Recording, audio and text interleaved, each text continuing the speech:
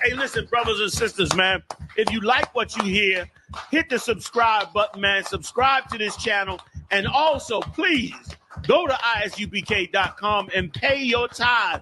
Drop me some cash so we can move around this planet like we need to, man, and do the things we need to do. Everyone west. Everyone west. Everyone west. Everyone.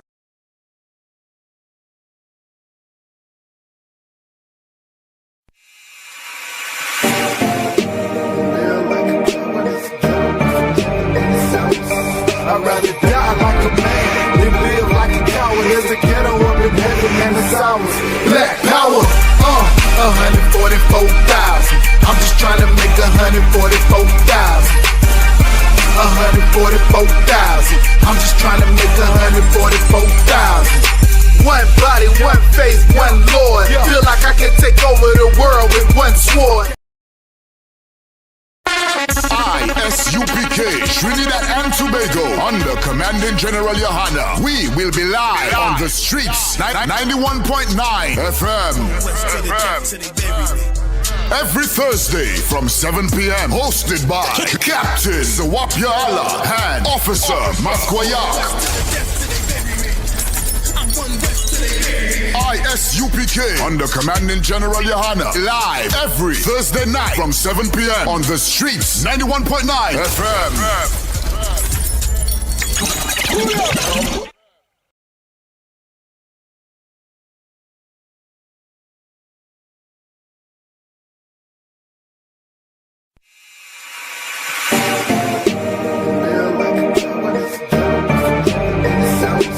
I'd rather die like a man than live like a coward. There's a ghetto up in heaven and it's ours.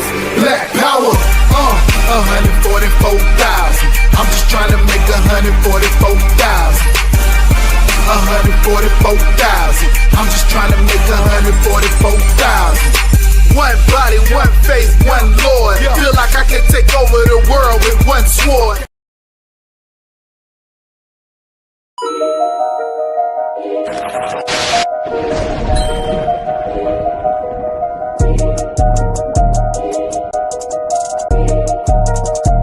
They need food, housing, clothing. They need counseling. They need understanding of what's happened to them. They need an identity. They need to know the truth about the Lord. They need to be woke up to who the devil is. That's right. White man. That's what the hell they need. And you add that to black people, Latinos, and Native Indians, brother, then you're going to be able to do something. The whole reason I'm here saying these things to you, because these things are supposed to show you and give you hope. It's supposed to make you say to yourself, you know what, we got a kingdom coming. You know what, the Lord's judgment is coming. You know what, let's change our life.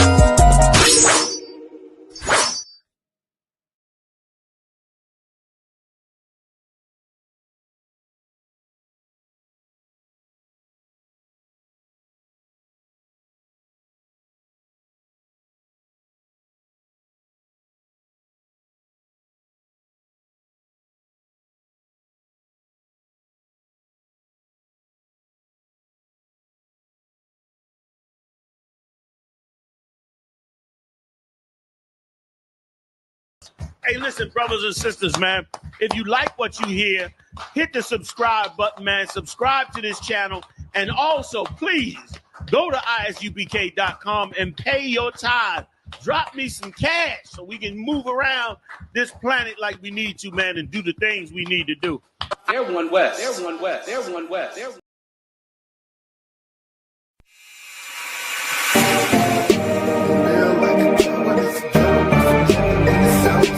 I'd rather die like a man than live like a coward. There's a ghetto up in heaven and it's ours.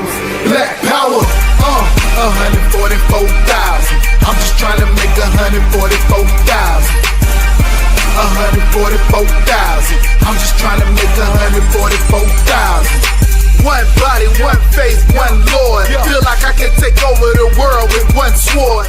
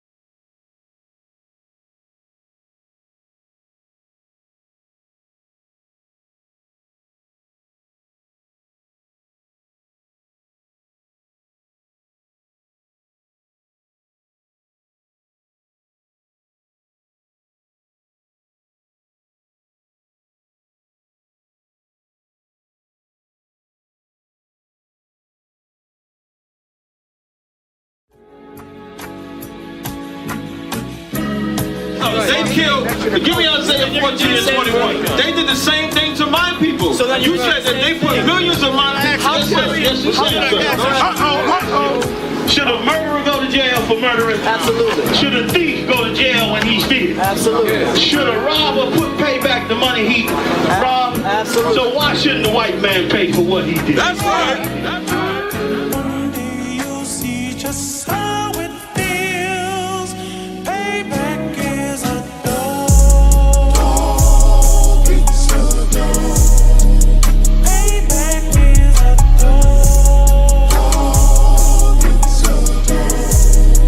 Payback is a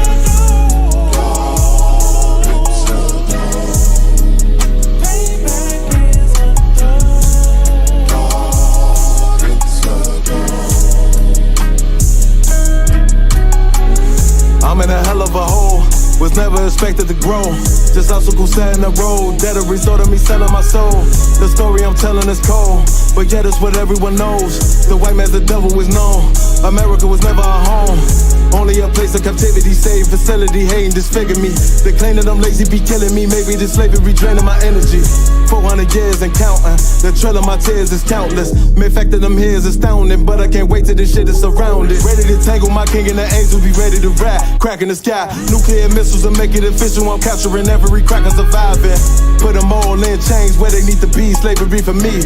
And let the whole world see that with them in the cage is safer in the streets. Put the dog on a leash, get resolved for the beast. 144, get the ruler show, we could all be at peace. As soon as the trumpets are sound, your kingdom we busting it down. The only way justice is found, the time for your judgment is now.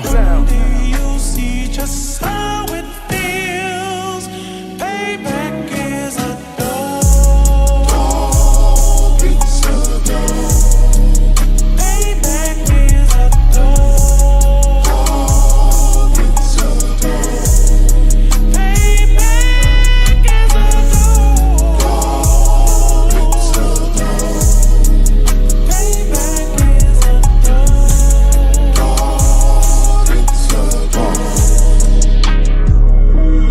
Look, ain't no remorse in my blood slim. It won't be no compromise. Now it's time to feed the worms. Watch his body turn to flies. I clutch iron while you trust the lies.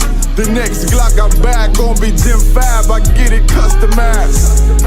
And sending shots off like farewell. Praying payback come back around like a carousel. Still remember your Honda's words ringing in my head like bells. Said you in this body, you fit a Lord, fuck the cartel. Triangle choke, apply pressure to the game like I did Vondale. Payback's a bitch in a dress, she a bombshell. Revenge is served cold, I just hope they making oxtail. Glock fresh out the box, I swear it got that new car smell. Made myself a target in a world of mad shooters. Devils design fire for our babies to pass through. In the day of our king's reign, I'll be overzealous.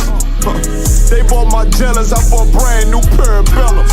Someday you'll see just how it feels. Payback is a dog. Payback is a dog.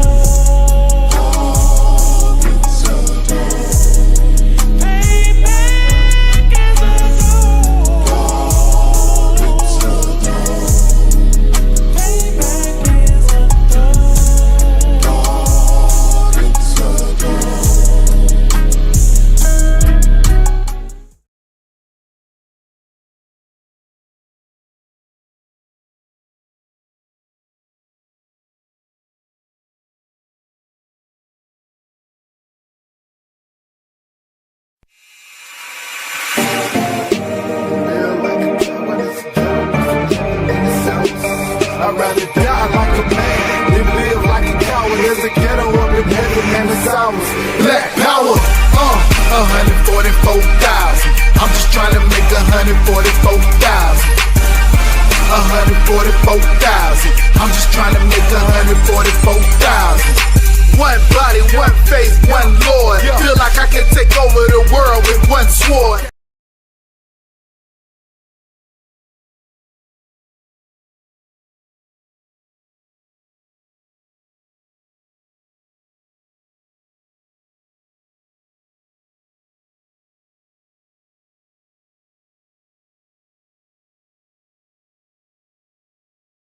Hey, listen, brothers and sisters, man. If you like what you hear, hit the subscribe button, man. Subscribe to this channel. And also, please, go to isubk.com and pay your tithe. Drop me some cash so we can move around this planet like we need to, man, and do the things we need to do.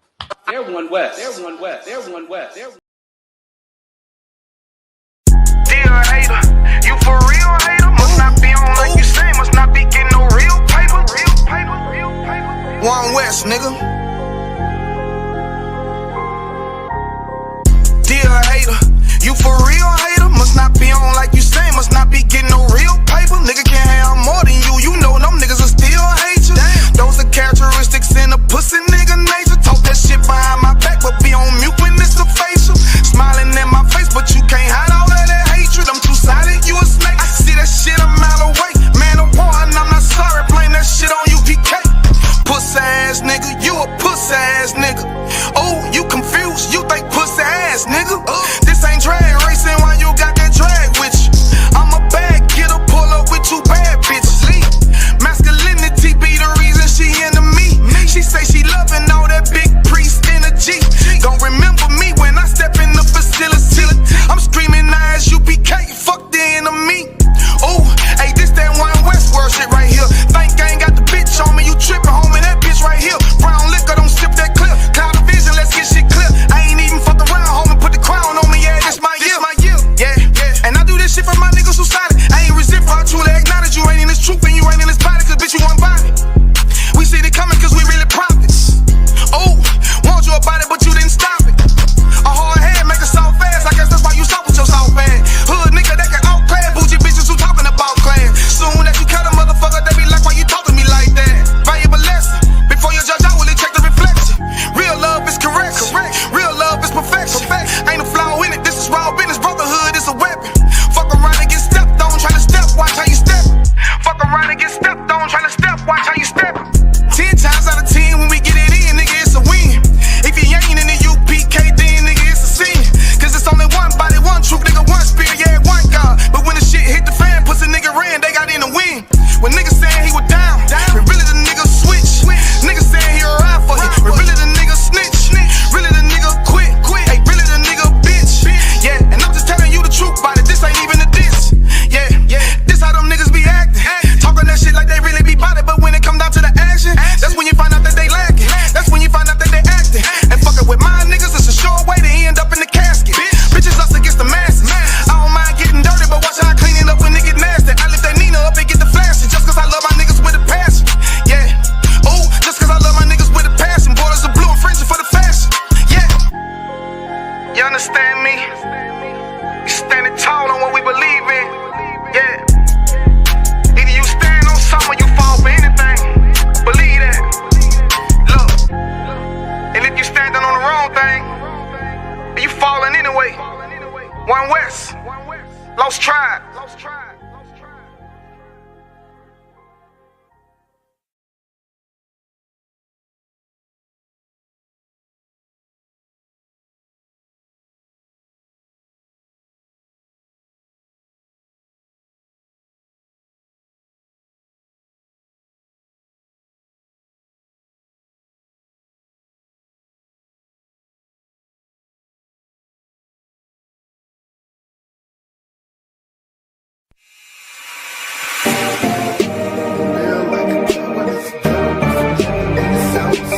I'd rather die like a man than live like a coward. There's a ghetto up in heaven and it's ours. Black power, 144,000. I'm just trying to make 144,000. 144,000. I'm just trying to make 144,000. One body, one faith, one Lord. Feel like I can take over the world with one sword.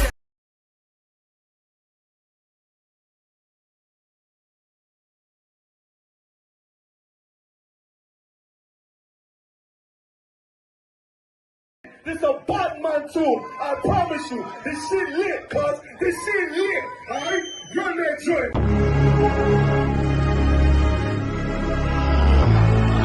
Niggas looking for the light. Me and my niggas prepared for the dog. Yeah. So we gon' get it on for the last days, nigga.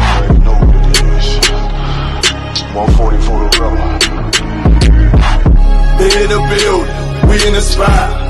We can go to war and see who make it out.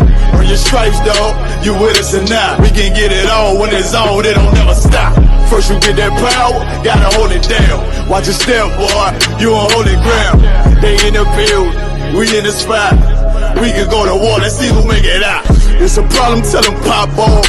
I die for I let my colors fly, boy. For a nigga take me, they a drop dead.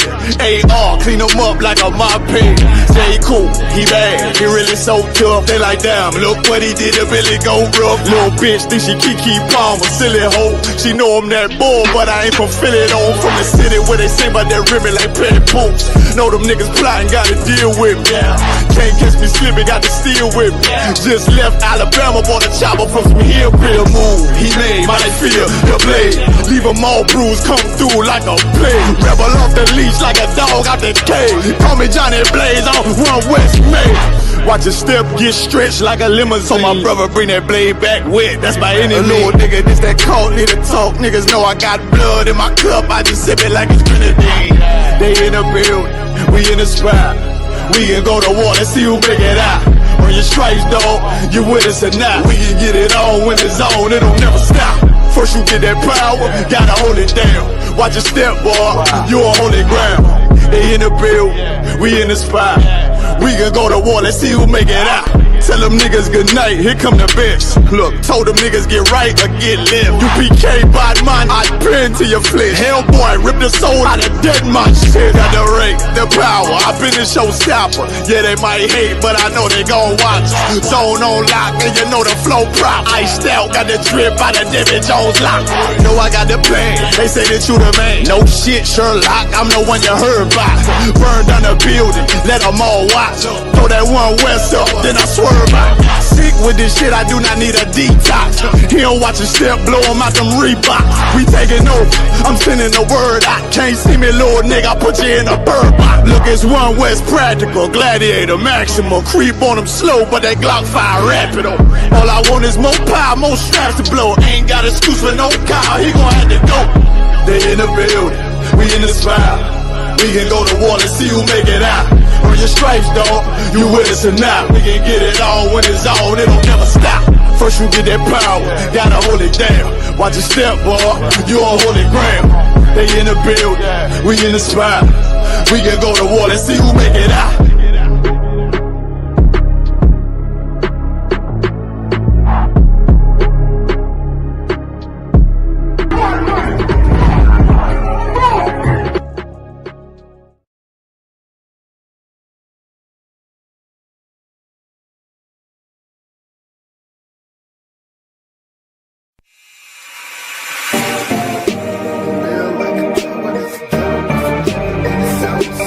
I'd rather die like a man than live like a coward. There's a ghetto up in heaven and it's ours.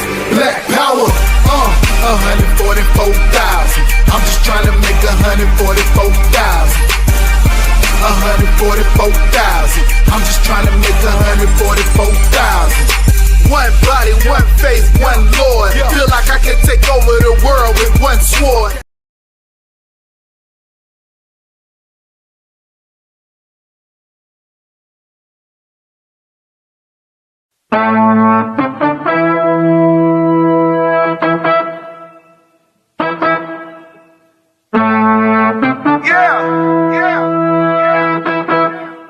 Y'all know what we do. Y'all know what we came to do. Huh? You young niggas ain't tough. You young niggas ain't tough. You young niggas ain't tough enough. I don't think y'all really wanna fuck with us. I told you we no bitches. I'ma need for you to listen while I paint this perfect picture. We not Christians, watch your mouth. Have them angels in your house, and them people bring you out. Bitch, you know we got that power, and you know we not no cowards. Oh, you on that bullshit? Well, I'm on it too. Oh, you think I'm bullshitting? Wait till I get with ya. If I gotta go to ground, I'ma shut the town down. I ain't about to stop until I hit stand down. All you gonna see is a lot of men down. You dealing with the men of war. We at war. I sided with the Lord, of course, on one accord. We ain't never stopping now. You running now.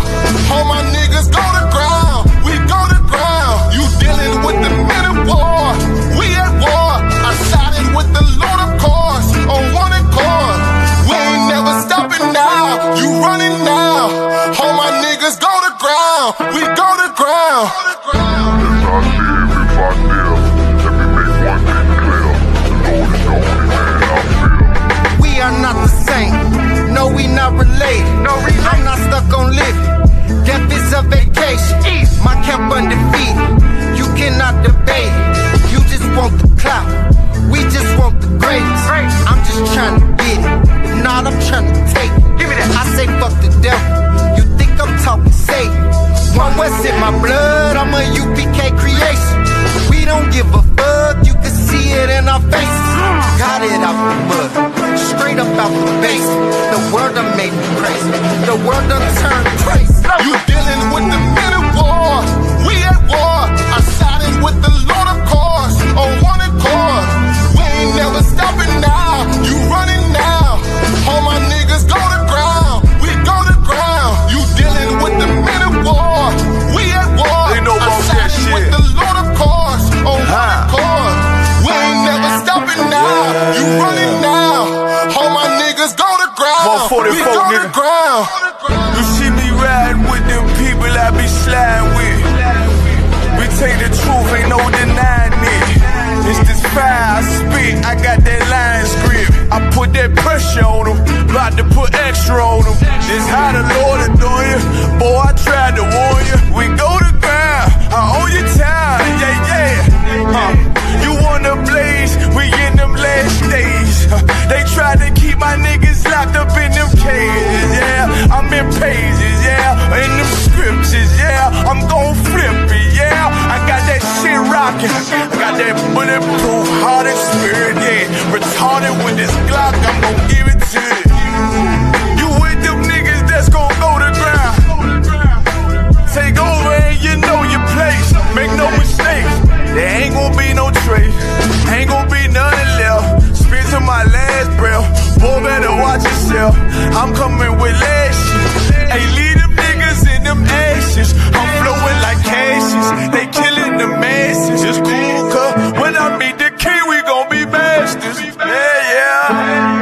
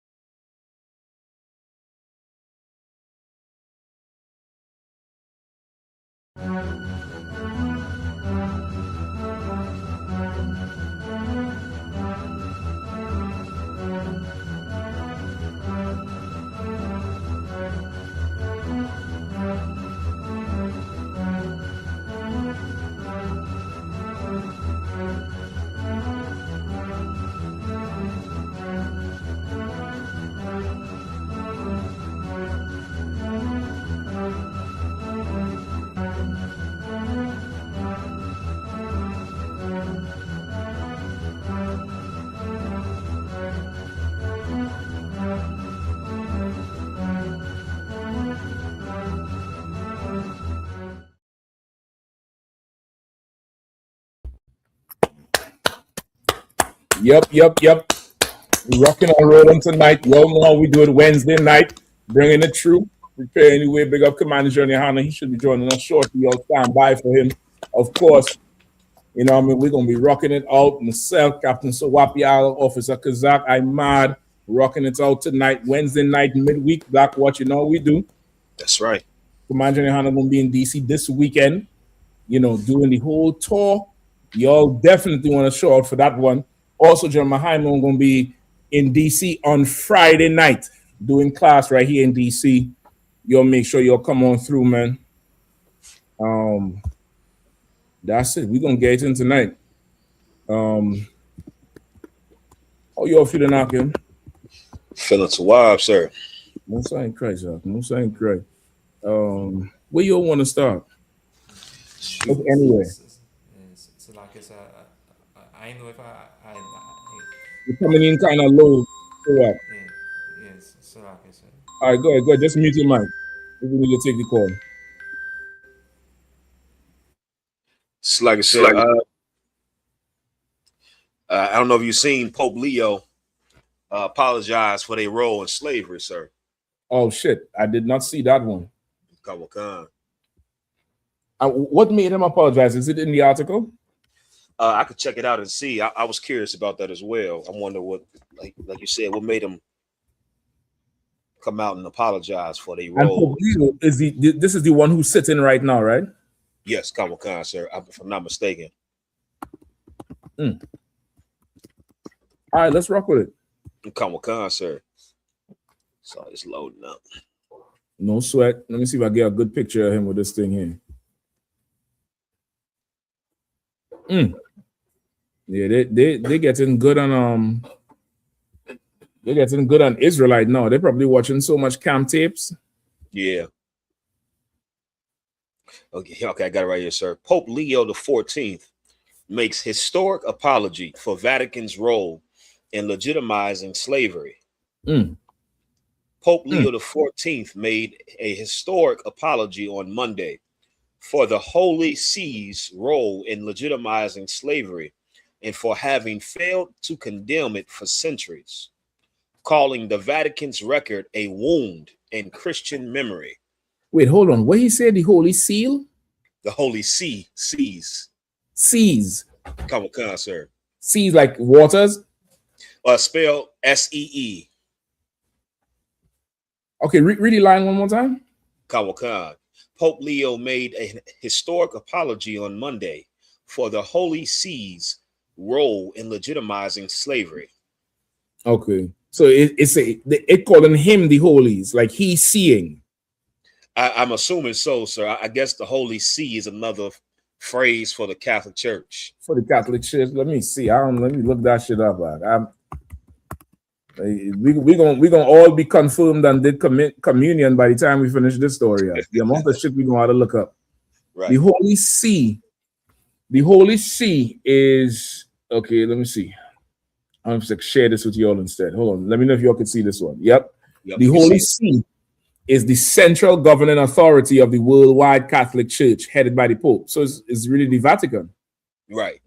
It operates as a sovereign entity under international law and is distinct from Vatican City, serving as the diplomatic and administrative body rather than just the physical state. The Holy See versus the Catholic versus Vatican City. Holy See is the spiritual and legal governing authority. I don't understand. Okay, hold on. The Vatican is the physical territory. So I guess the Holy See is like, 666 or the 144,000. Yeah, come on, sir. Okay. So they don't have a council. They call it the Holy See. Right. Damn. So I guess they all see, and all they need now is the Egyptian eye, the all-seeing eye. Right. God damn. The Holy See. Good night.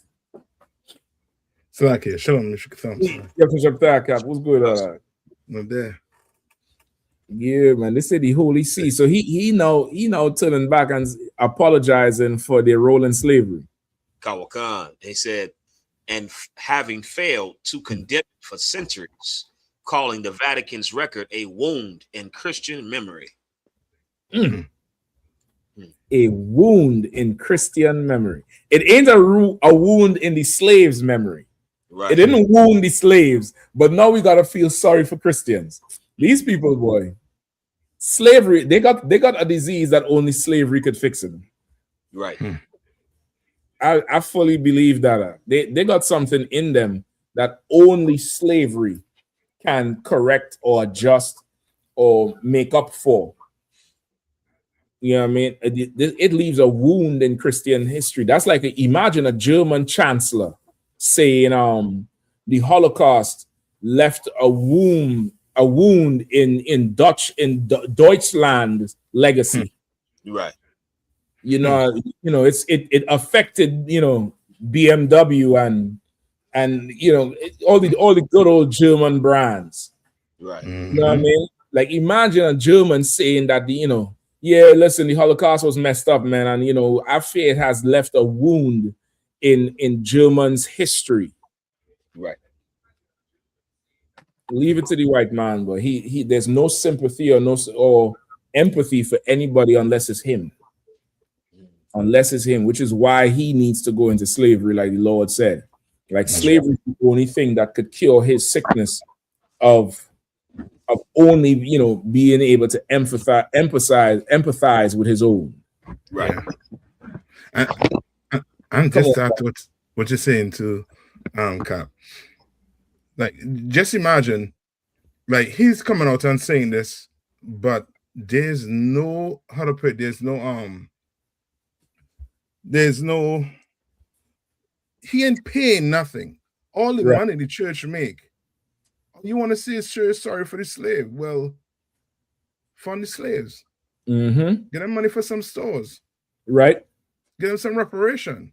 Like really be the face of you're sorry, because America ain't doing it. Yeah. Europe ain't doing it. Yeah. So you come out and say sorry. Well, you know what I mean? Come on. You're paying for all them priests that, you know what I mean, that abusing children. Right.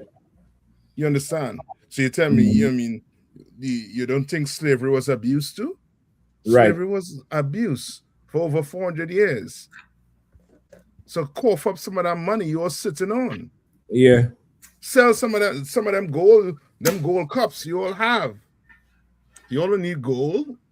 What you need gold for? Right. Christ said he didn't have a place to rest his head. You don't need no gold. You could get a wooden cup. You understand? Sell all them gold. And now you're going to be showing black people something. Right. Something.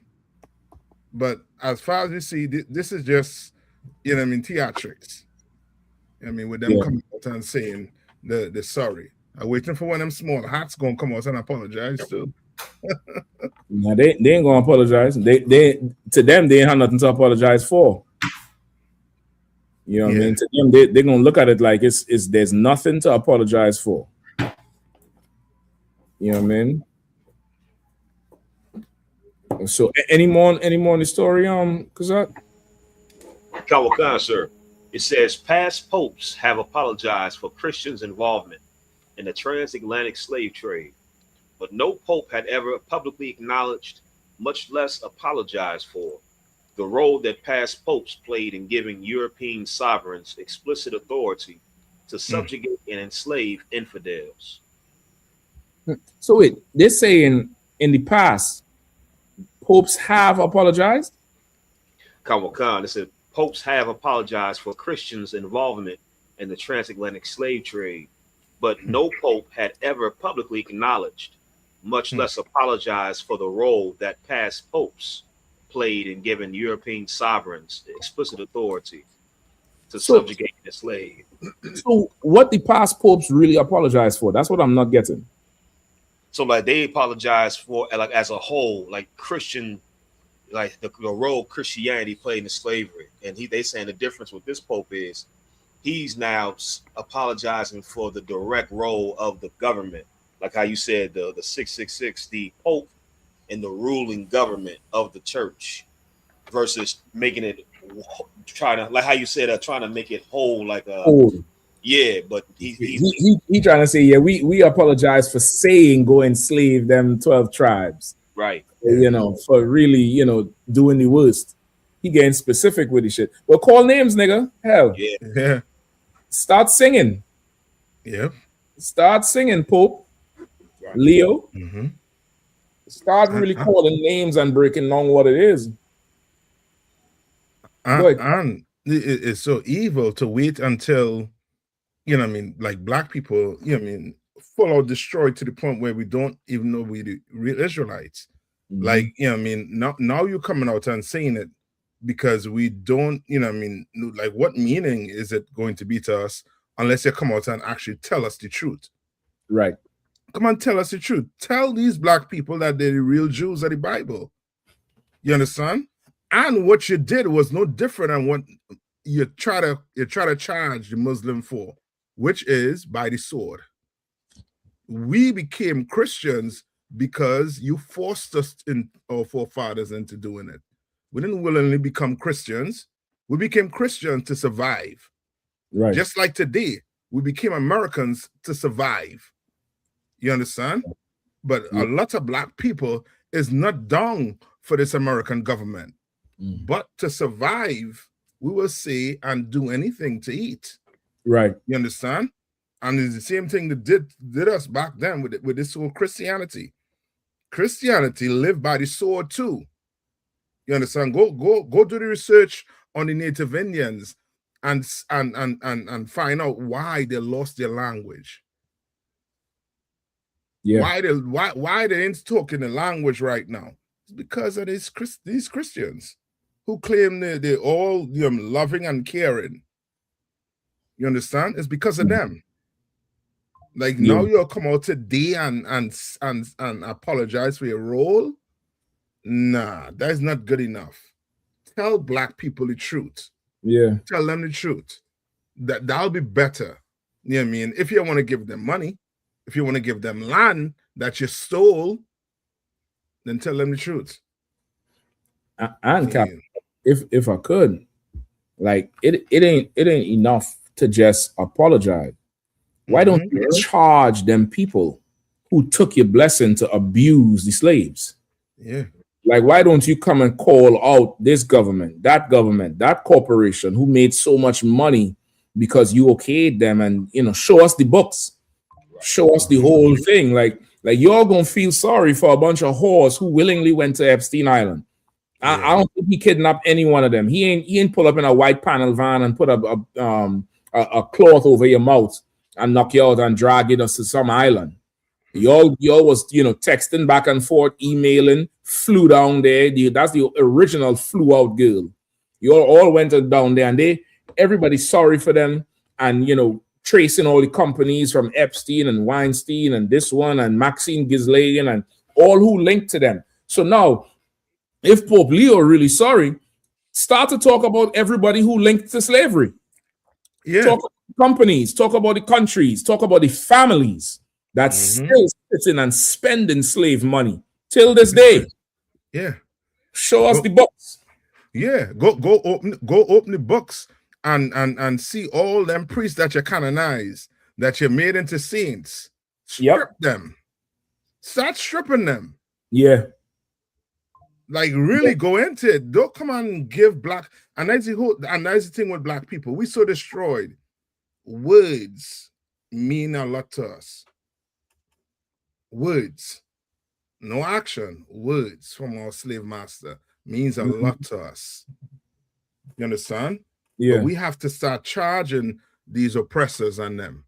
Not just with words. We have to see some action. And if there's no action, it's just like when we at camp. You know what I mean? Oppressor come up. He can't just say he loving word. No, he had to get on them knees and kiss their boots. Yep. You understand? Like the Pope had to get down on his knees and kiss black people boots, the priest of the Lord boots. And now we might accept your apology. I don't know about the Most High. You gotta, you know what I mean? You gotta deal with, you know what I mean, that other thing with him. But at least we could see that you're really sorry for what you did. But words mean nothing to us right now because we're still in slavery. Yeah. Yep. And you're still rich off of slave labor. Slave money. I watched a news clip earlier today, brother. Because they're preparing for the 250th anniversary of America, and big celebration in DC, and they're talking about I think it's George Washington home in Mount Vernon in Virginia, and they're showing there's a whole thing now. You could go visit the home and walk the whole plantation and all that type of shit, and they're showing you how the different things he would have there, and they show you how him and his family loved ice cream. So they have the old slave aluminum bucket with the ice and a copper thing in there, and the little white broad turning it. She turning that shit lazy. The ice cream gonna come in about 4 days. The rate she turning it. I already know them couldn't be slaves, but she turning it. And then there's a sister. It looked like it's a sister, like a Latino woman. She's explaining. She's one of the tour guides, so she explaining to the reporter that George Washington and his family loved ice cream, and they would have to get the cream from the dairy from the cows. They say the ice would come from the river once it froze over before in early, before spring.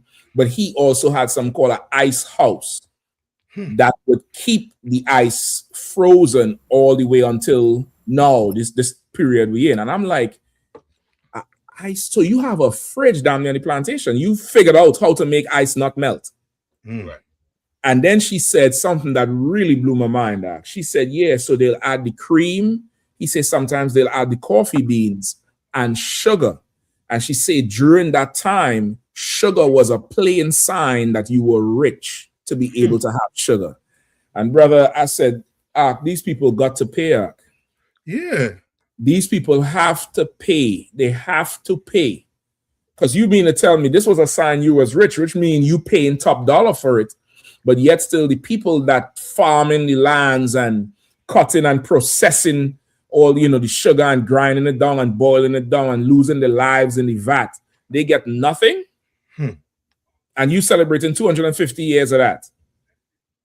Yeah, brother. This oppressor, there's the only thing he'll understand is slavery. Yeah.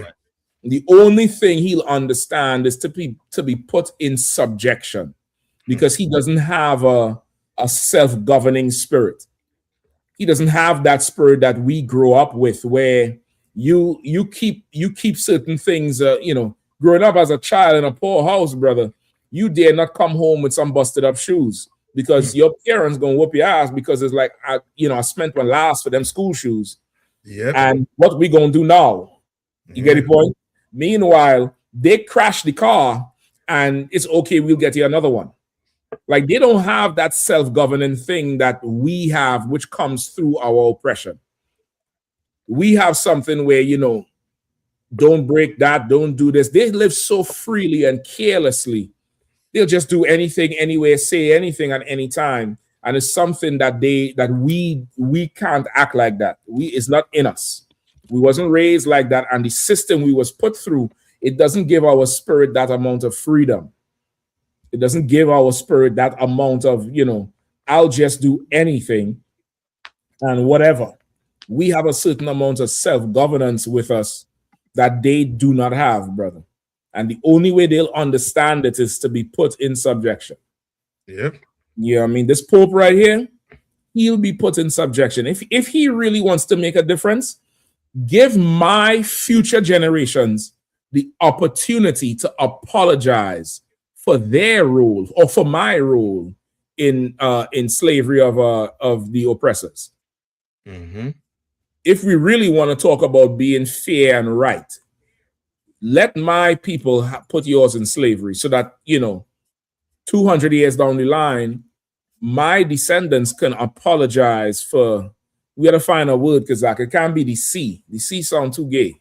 Yeah. The mountain or something. The boulder. The beat. No, it's for us now. So what for us. Oh, come on. Yeah, it would be the boulder, the mountain, the granite. Yeah, the granite.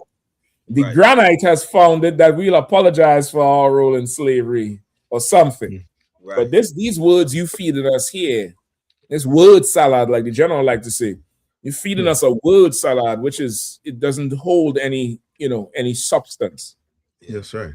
As rich as Vatican is. And if I may too, sir. Please, And okay, the Catholic Church, if you could stop molesting children, maybe you could have enough money to pay us, to put your money where your mouth is and apologize with money. But you can't, because you have to set aside billions of dollars. Right. Every year in all your dioceses to pay the victims of the victims of the priests that molested children. Right. The Catholic Church allots billions of dollars set aside just to pay off the families of all the children that are molested. Like, maybe if you would clean up that whorehouse, that brothel that you call the Catholic Church, you can have money that you can you giving away money. You giving away money. You got money set aside for future molesters. That's like, crazy. if you could clean your house, maybe you could show us that you're truly sorry. Yeah. Yep. With your money. Yep. They have a budget to pay, like how a nigga have a budget to go to the strip club. He has a budget for the child molesters. Right. Damn. if I could, sir. Yeah, please, Yo, and what y'all say is so heavy, man. I mean, this is actually, he sort of might not realize that this is good counsel for him.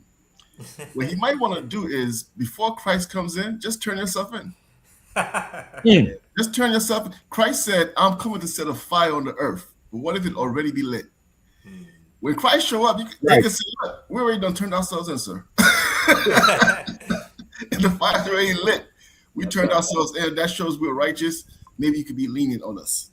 But no, they don't want to acknowledge that they did anything wrong. And that's why the Lord has to punish them. I mean, because they refuse to acknowledge that. Like, can you imagine all the evil they've done and they won't even acknowledge it? You know what I mean? So, yeah, that's why, I mean, like I said, you know, start making amends, because when Christ comes and he bangs that gavel, you're going to pay whatever he said to pay. Salaki, I yield. Yep, you're right. Yeah, go ahead. You know, just as on this note now, I know the whole world see Gentleman Hyman break down the wheat and the tay, and everybody, they can't dispute that no more. So everybody, as also warrior bringing out there, all of just give up. That's the end. The end of religion, the end of everything. Yep. Just give up. We know the whole world see, for sure. Because now, last week we were talking about dysfunctional. The whole wide web, the world web wanted to shut we off. So we know that everybody viewing and they see that breakdown. So all them fake groups and them, all their jerseys with them tassels to the bottom, all they getting all black. Getting all black. Wherever all is, getting all black. Yes, like yes. Yep, absolutely. Yeah. If I could, sir, one more thing. If I could, please. And I was thinking about this the other day, too, and what Captain Wapiala is saying is 100%. I was thinking about this the other day, and I was saying to myself, if the world was to admit who the real Jews are, right, it wouldn't be something like, well, they're the real Jews, that's okay. Religion would have to end around the world. Yeah. Because God's chosen people are here. That's right. You know what I mean? So Islam, over. Christianity, over. Whatever other religion, Hinduism, over. You know what I mean? Why? Because if the world acknowledges who God's chosen people are, the scriptures also tell you who you should follow and, you know, who should rule the earth. So there's no point in religion. All religions try to do is sit in the seat of God's chosen people. Now, everybody could be chosen. Everybody could be a servant of God. But if the heir is here, who dare sit in his seat? I mean, so that's why they can't really acknowledge who we are, because the minute they acknowledge who we are, their organizations, their religions are over. Their way to make their money is over. Now, the only way to make money from that point on is to beat your swords into plowshares. That's how you're going to survive. Right. Salaki, I yield. Yeah, you for sure right. Anywhere else you want to go? That's just on that one, Kazak, or we have more? It's a little bit more. It goes into why he's now wanting to apologize. It goes into that song right here.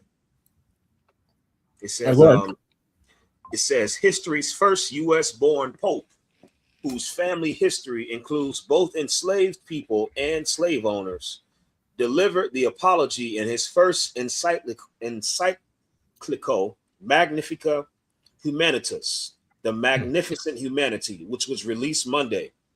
The sweeping manifesto is about safeguarding humanity in an era of increasing reliance on artificial intelligence.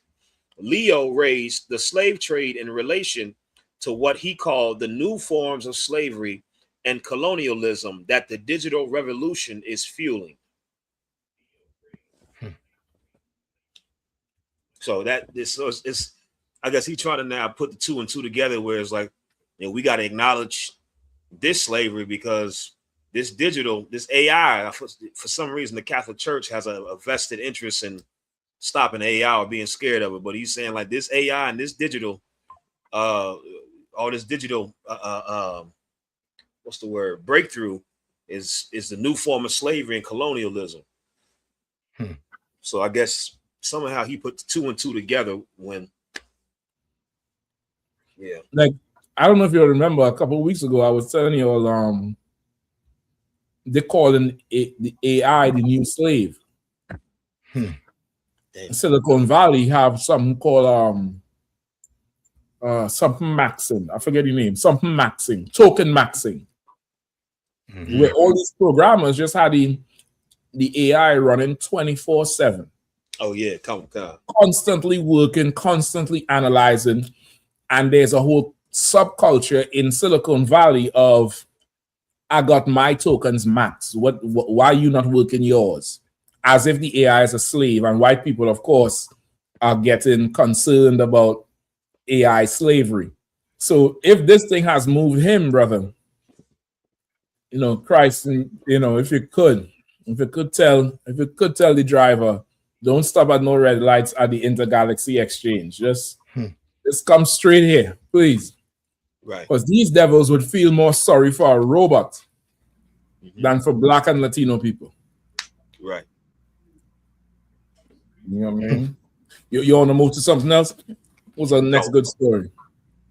Also, too, sir, if I may, just on that whole AI thing, it's been a lot of uproar in different communities of how much these data centers are popping up.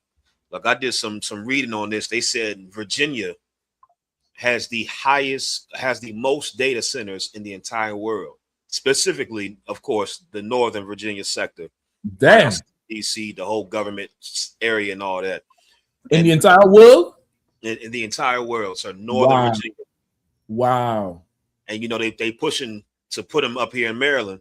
And everybody mad at Wes Moore, the governor, the brother, because he's allowing two to be put in PG County. And it's been a lot of contention between politicians, and they using that as like a election point. Like, see, he trying to put these data centers here. Like, he ain't for the people, but this is happening all over. I know they had a big one in Memphis. I know Captain Sakawar, he know about it. I believe I heard him speak about it a little bit as well. But they popping up everywhere. And everybody talking about how they're so bad for the environment. They taking up all the water. There's poison in the land, the noise pollution. Like, it is absolutely insane. And it's just like, it seemed like, man, we really just in the Matrix. Like, we in a second, they just gonna have us in a factory in a pod with a tube in the back of our head, just powering the grid. Because I mean, I'm not understanding how all these data centers are able to pop up in these residential areas, and there's no benefit. It's all negative for the people that live in these areas. So lock it.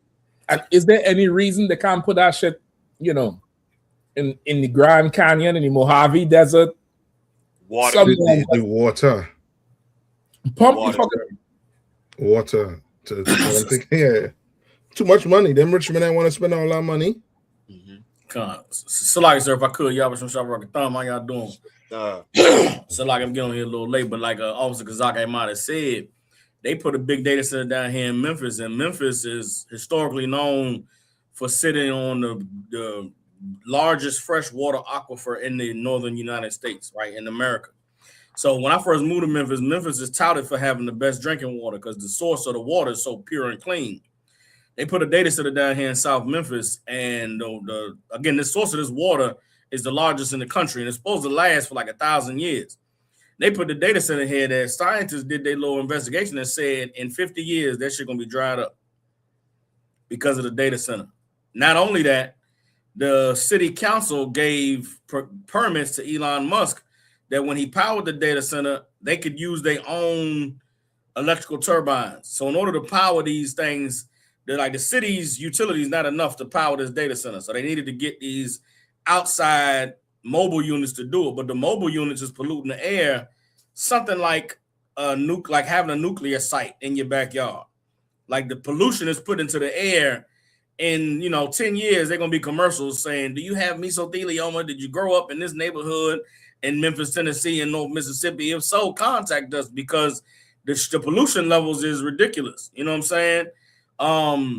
If I could, that for some of us that have been around long enough, when I first came into Truth, I remember they was talking about the conspiracy theory at the time was they're gonna take Walmarts and turn them into internment camps. I talked about how they used to show the coffins in Georgia, 2 million coffins, plastic coffins in the street, and there was a worry that they gonna unalive everybody and throw us in these plastic coffins.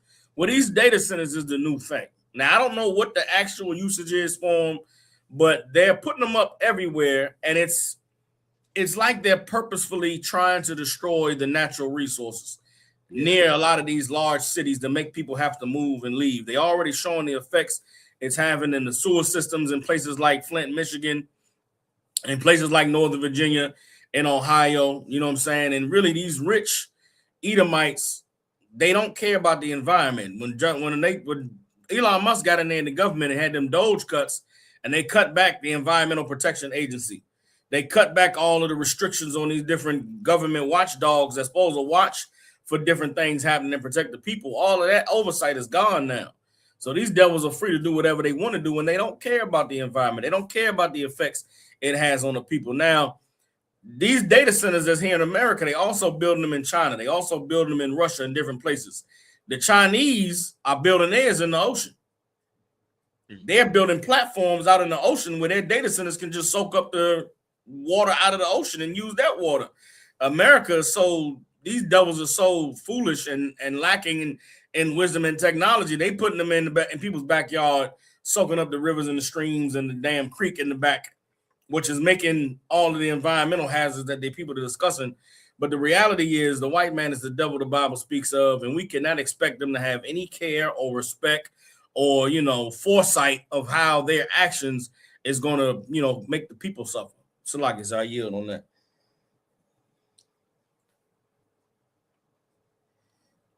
It's like, Kevin, if you're speaking, we can't hear you, sir. Yeah. What you're saying is so heavy, Soccer Wall, because this is proof that the oppressor, all he wants and all he lives for is money. Go. You understand? Like he lives for that, and you could see that by the way, he living. And these data centers is just, as the saying is, gonna bring him a ton of cash. So he don't care about who it analyze. He don't care about none of that. All he knows is just gonna bring him money. Money, money, money. And that's the problem with the white man. I don't know if you ever saw advertisement with some little creatures. Planet Packers cast. I forget how it's go. When they say these little monsters just eating and eating and eating until they eat the whole entire earth. I forget what the advertisement was showing you about. And that's just the white man. He planning to gobble up this earth as much as he could. And who knows, his plan is to what? Leave and go out to space. I don't know. But he's not thinking for tomorrow. He's thinking about today. How rich I could get today. And that's why that war in Iran is going on. The war could have stopped a long time, but somebody getting paid a ton of money. You understand? Mm-hmm. Somebody getting paid a lot of money. A yield. If I could, sir. What you're saying is heavy. It's as if Esau knows he has a short amount of time. That's right. According to the scriptures. He's looking to devour everything he can because he has such a short amount of time. He knows his time is running out. So he ain't thinking about tomorrow. Right. Righteous man, he's thinking about his children. He's thinking, back in, he used to hear the word, my heir. What would my heir inherit? He ain't thinking like that no more. Right now, he went from my heir to YOLO. Yeah. You know what I mean? That's where he's at now in his life. YOLO, let me gobble up as much as I can. Who cares about consequences? Right. I mean, why? Because he has a short amount of time before the judgment comes. I mean, I was reading this scripture the other day where Christ went to cast out the legion, those demons from that man. And they said, and I never thought about it. They said to Christ, have you come to cast us out before the appointed time? Meaning that we have right to be here. And while we're here, we're going to do what we want. Because God has given us authority to be here. They're telling Christ himself, have you come to cast us out before the appointed time? As if they're checking him. I mean, as if they're telling him, here's our papers. We should be here. You understand what I mean? And this devil's the same way. he has an appointed time, and he's gonna use it. Yeah, he's gonna use it, and everybody's gonna look at him like he's weird for what he's doing, but he knows he has an appointed time, and then that's it. So he's not thinking about nothing. Salaki, sir. Yeah. And you, Salaki, if I may, and just to piggyback what Officer Warrior said, I mean, you could just tell. Like I'm reading I'm watching the documentary, and then I went to read about it. Like there is no positive side to these data centers for the people. And then a lot of people complaining how all the power bills are skyrocketing. It's like, we ain't using no extra power, but they putting everything on us. The polluted water, polluted land, the noise pollution. Some devil, he in Ashburn, Virginia. And this, I remember a long time before I had moved up here, everybody knew that was the richest county, Loudoun County, specifically Ashburn, Virginia. That was the richest place in the country. And the devil is on the video, and he has the decibel reader, and he's standing inside his house behind the window, and he's showing how even inside the house, the data centers are so loud, it's reading a high decibel amount in this house that they paid all that money for in the richest county in America. And I'm just like Officer Williams said, Esau has no regard for a soul. Like he has no regard. Like it's like he's not even in build mode. Like you look at the Chinese, like you can tell the Chinese are operating as if they're planning like 30, 40 years ahead. That's like, it. You know, like the certain nations look like they're planning. America, you look at they moves, it's looking like, man, we partying right now. Yeah. We getting it right now, and to hell with what comes after. And it's a scripture in the Apocrypha that describes exactly this. Esau, we're talking about how where it says, let no flower pass from us. Let us smell every flower, because our life is short and brief. Or something. I'm gonna try to find the scripture. It's in the Apocrypha. Wisdom of Solomon, either 1 or 2. Let me try to find it now, sir. On 14. So like if I could, Shalom Shabbat Thumb. Like this Pope here, he know what's coming around the corner with that AI. That AI, and that's probably why he's apologizing now, because he gonna need something from our people, which are one of the most religious groups of people on the face of the earth, along with our Latino brothers and sisters. But AI is in a race to create God, a digital God, and that digital God is gonna encroach on Roman Catholicism. There's an article, according to the Wall Street Journal, that the Pope said he said the AI is like akin to the Tower of Babel. So now the AI is a threat, and they're gonna start calling it the Antichrist in a minute, because you don't have to go to a confession booth now. You can just log on. Okay. And you can have the confession booth on your phone, or Right. you know what I'm saying, and all those things like that. So now it's like Hey, the water. Barack. Thumb,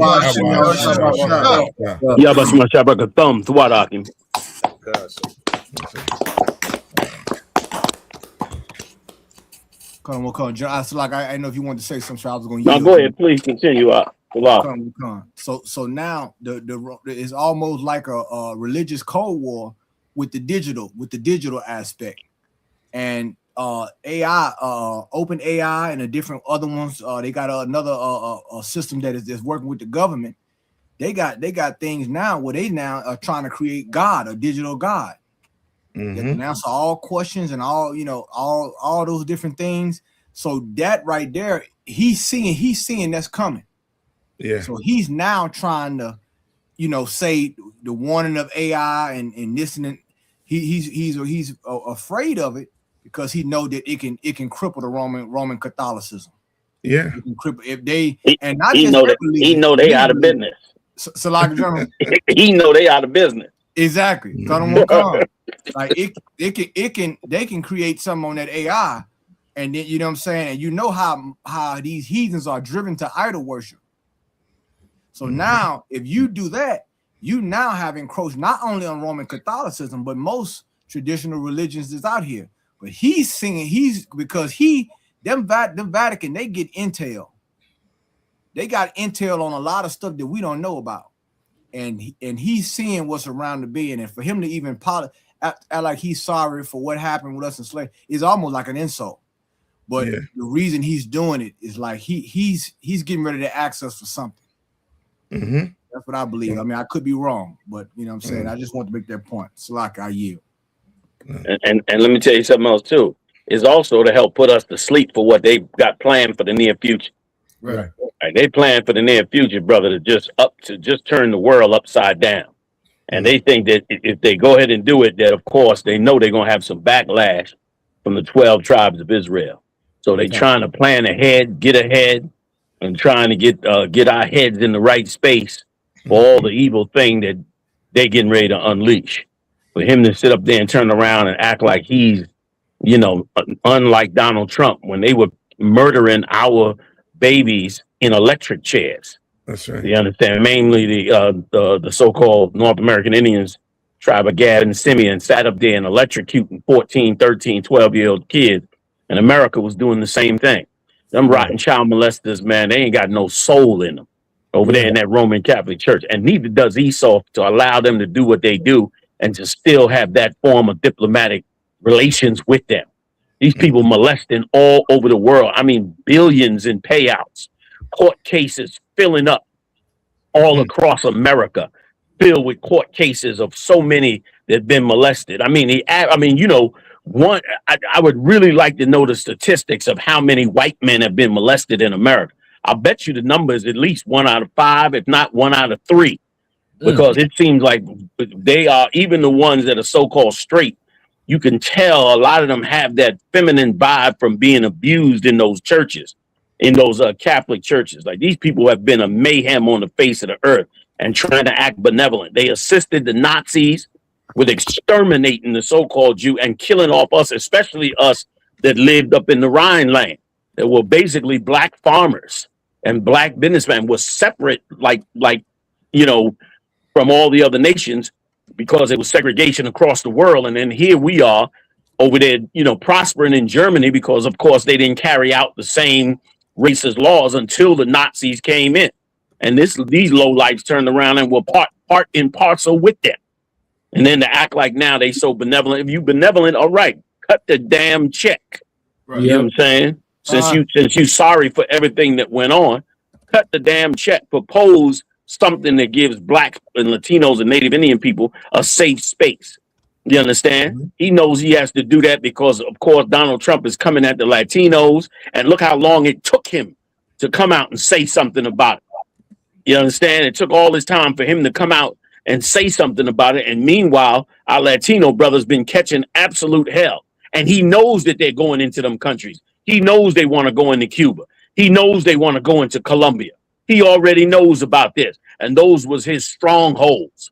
Those was his strongholds where he had plenty of, and still does, plenty of Latino brothers, especially the tribe of Issachar, that have been worshiping these people since the days of the conquistadors. You go down to Mexico and look at them big cathedrals they built down there. They was making so much money during the time when they had the Latinos really in slavery.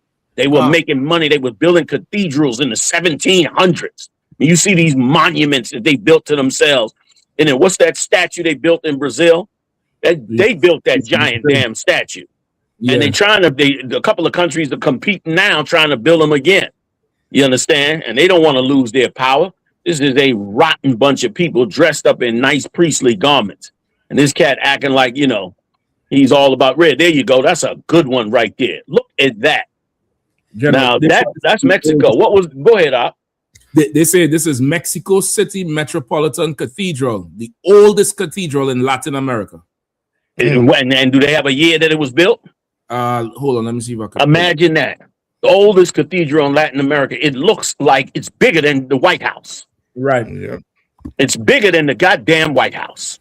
Wow. Could you imagine the hundreds of years of molestation, the hundreds of years of rape, rob, and murder, the hundreds of years of murdering Mexican and other Latin leaders, the hundreds of years of assisting the Nazis the Americans, the British, the Germans, the French, you understand, the Portuguese, to come down there and enslave the Lord's chosen people.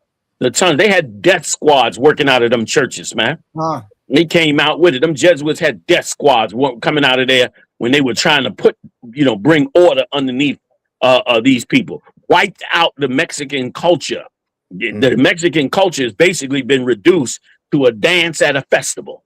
A dance at a festival and a couple of feathers they put on. Where the hell is the Mexican culture? It's all culture that came from being enslaved under them. We act like the taco is so great. It is a good food, but the taco was born out of the captivity of our wonderful brothers, the Mexican brothers, man. And even to this day, 450 years later, still a peaceful bunch of people, still a people that take care of their families, still a people that enjoy and respect hard work. Just an incredible human being on the face of the earth, and this rotten piece of garbage going to act like, oh, well, we sorry for what happened. We sorry. We all like, yeah, cut the goddamn check. That's what you do. Cut the check and then get ready, you understand, for Christ's return. Get ready to get just what you deserve. Get ready to get vanquished by the only true power in the universe, Yahweh Ba'ashem Yahushua, and get ready to be exposed to all that you've done all over this earth. All the criminality you've done. I mean, I remember in Pennsylvania, they had to have commercials on the television saying, "Were you molested by somebody in the Catholic Church?" You listen, they were so diabolical. These rotten pieces of garbage. Your kid gets pulled up, gets in trouble for truancy, right? The truancy officer comes to the school and now arrests your child. Your child goes before the court. They were paying off the judges to send your child, you understand, to some type of juvie hall. When this is be a small infraction. It happened to my grandson. He didn't get locked up though. We moved on it. But but the minute he got in an altercation with a kid in school, they was ready to lock him up. But they under the scrutiny now, so they can't do it as much. But they was on their way to send him to a juvenile prison where he was not going to be able to get out, and they were going to be able to now move him into the supervisory area, which is run by these child molesting pieces of garbage, man. And they've been child molesting brothers and sisters, you understand, out of Central and South America for years. They got a what you call it? They got a palate for Latino boys. They got a palate for. They love it. They love Latino boys to molest and rape and destroy their lives. A ton of times you hear about these Latinos that go off, coming off the trains, or they homeless, or they working on a farm. All of a sudden they go do some heinous crime. That's what Donald Trump tried to jump on. But first of all, they few and far between.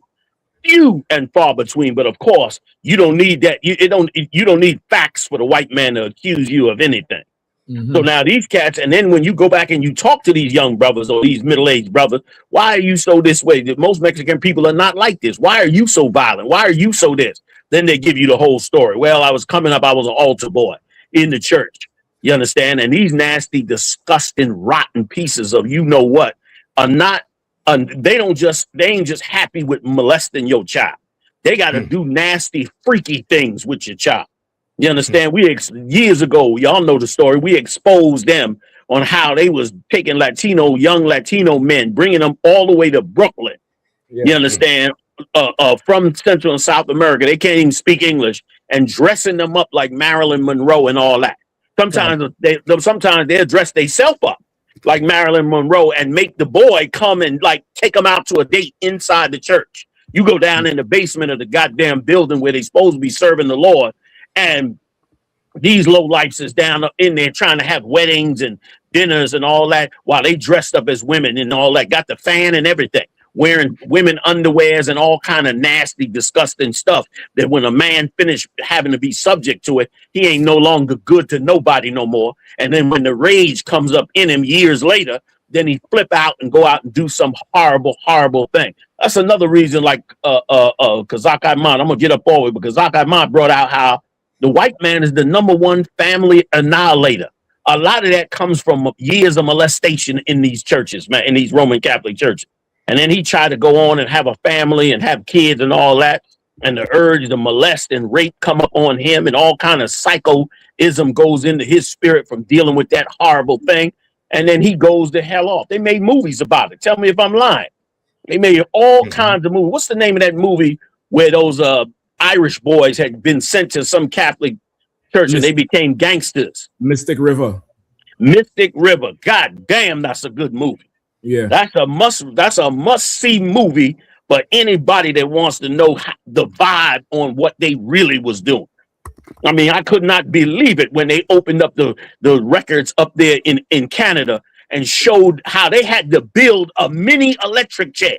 The kids were so small that they was electrocuting that they had to go get a mini electric chair.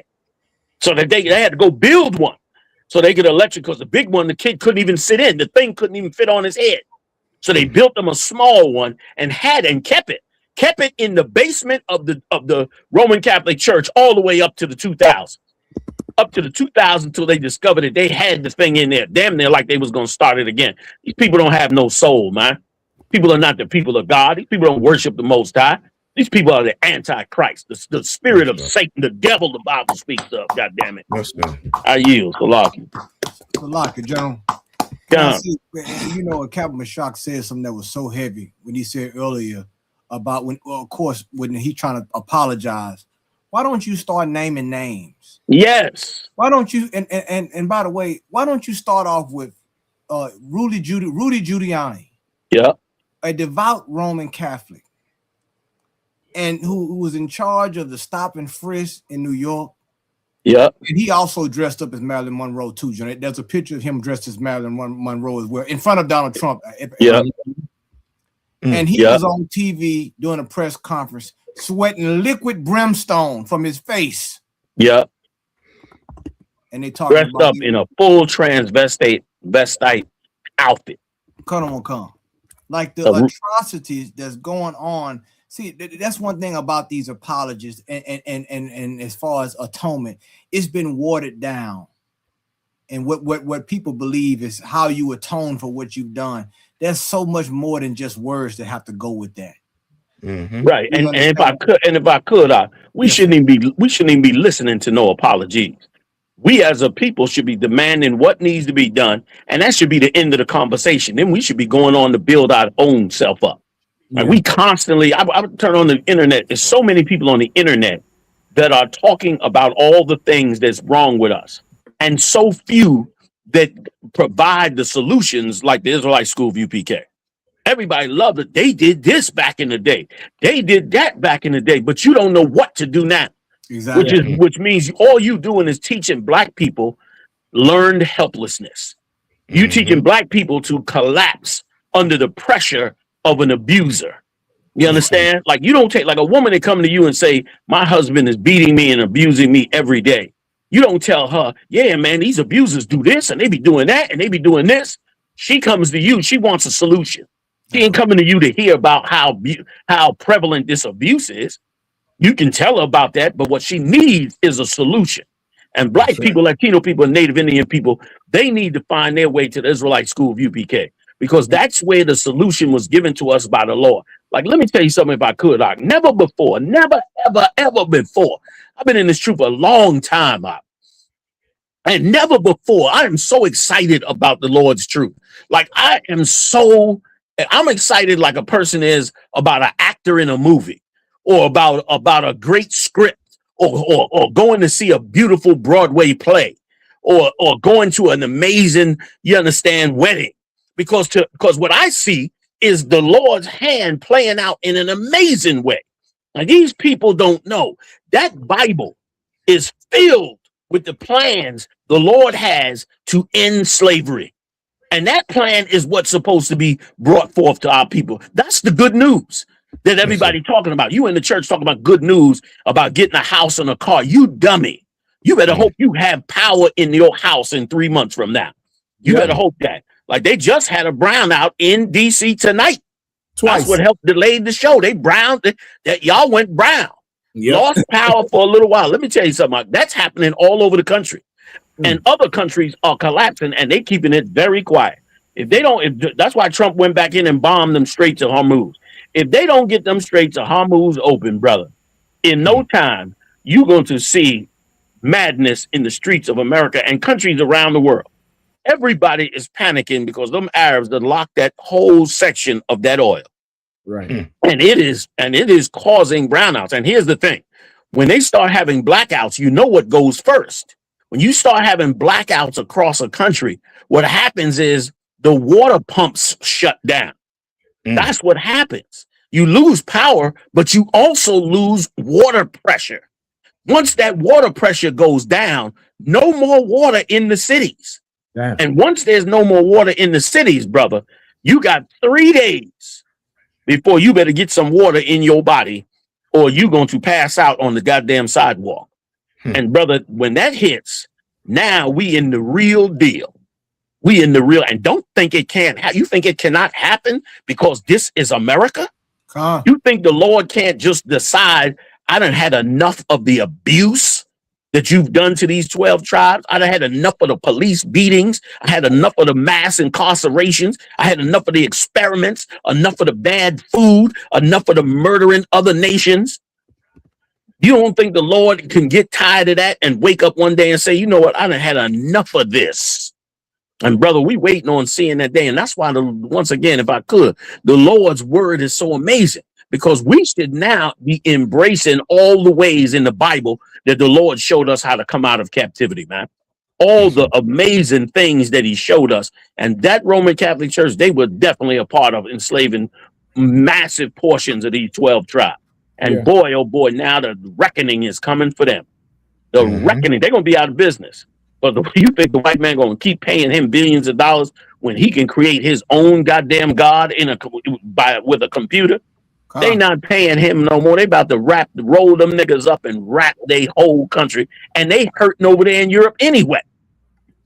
Italy could be one of the first countries that collapse as we getting closer to this third world war.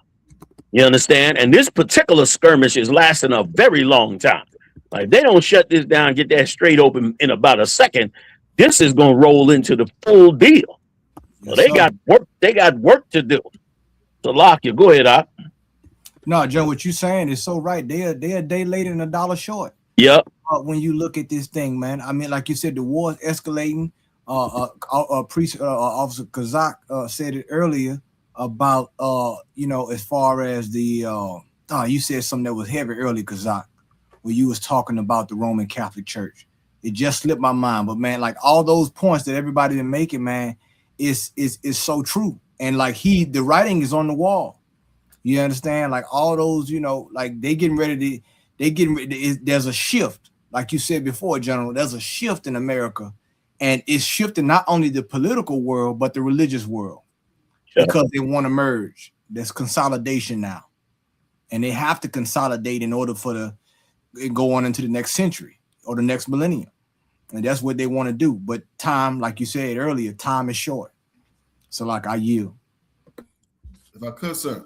Please. And if I could, on the topic of AI, right? This is a joke, right? Last week I was in a meeting at the Slave, and the people were talking about all this AI stuff they're introducing, and some devil said it feels like they're trying to replace us, right?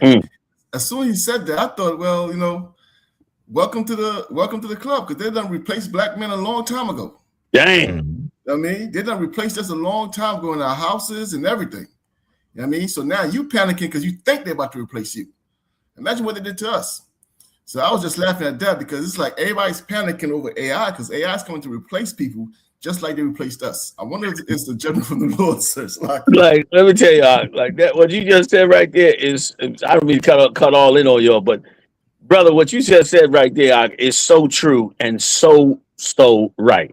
Like what made a devil think that his devil brothers, who was robbing and stealing from everyone, everything that wasn't nailed down, while you sat around and ignored all that was done to us, what in the world made you think that the day would not come that he would not accumulate enough to decide to rob you too? That's right. Like, you big dummy. You sat up there in your little supervisor's job feeling important and above the niggas. Yes, until the memo came. It said, we moving in with new stuff. And they're going to be the first to go. And blacks and Latinos, we always innovate. You understand? Right? We always been in a semi-survival mode. We've always been that way. They've stole everything from us. Every poor man's food we ever created, they stole it. Every poor man's outfit and style, they stole it. Every song we ever made to comfort ourselves through captivities and struggles, they stole it. Everything we've ever done to keep ourselves from drowning in this evil place, they've stole it from us. Every invention, every idea, all of that. But don't worry, there's plenty more in that database called the Hebrew Israelites, called the Lord's chosen people. There's plenty more in that DNA. So they ain't get away with nothing.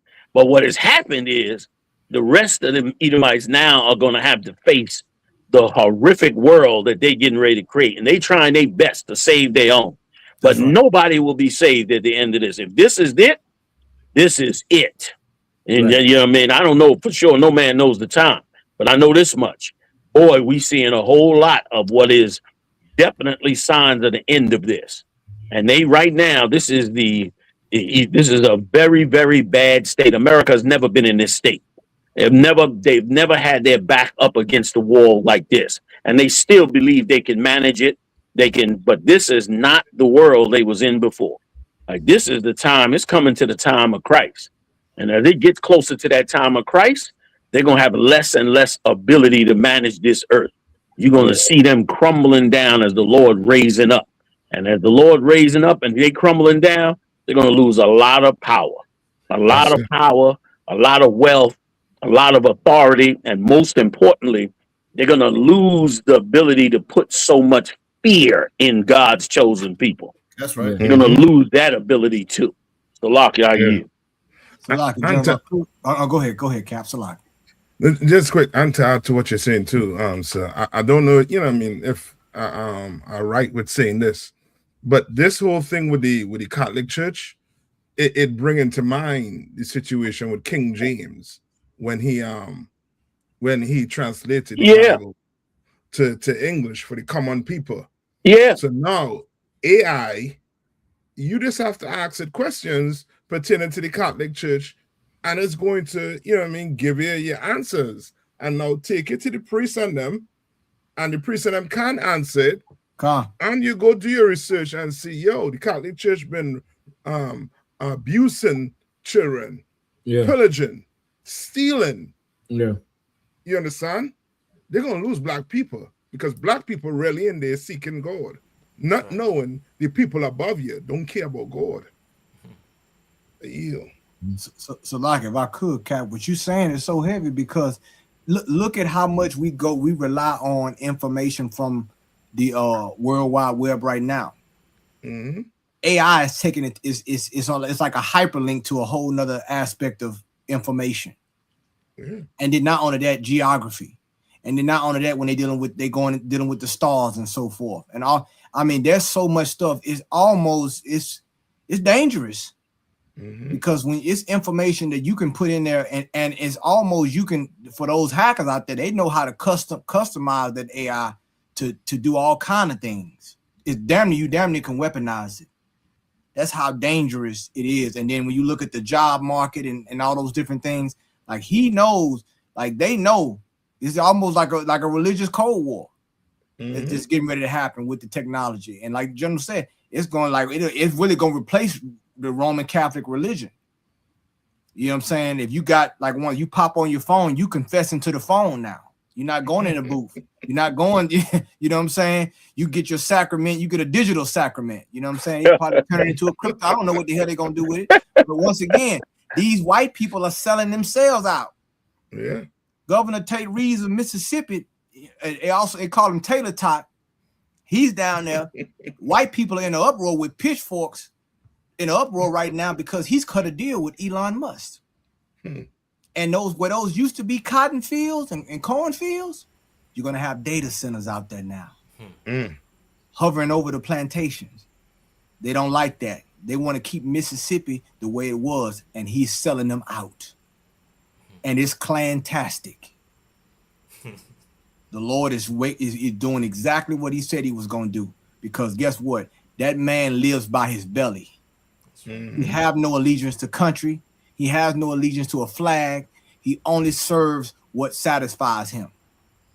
And all they did was get black people out the way and after they redrawed all the maps, boom, got the call. Yeah, we're gonna bring in these data centers.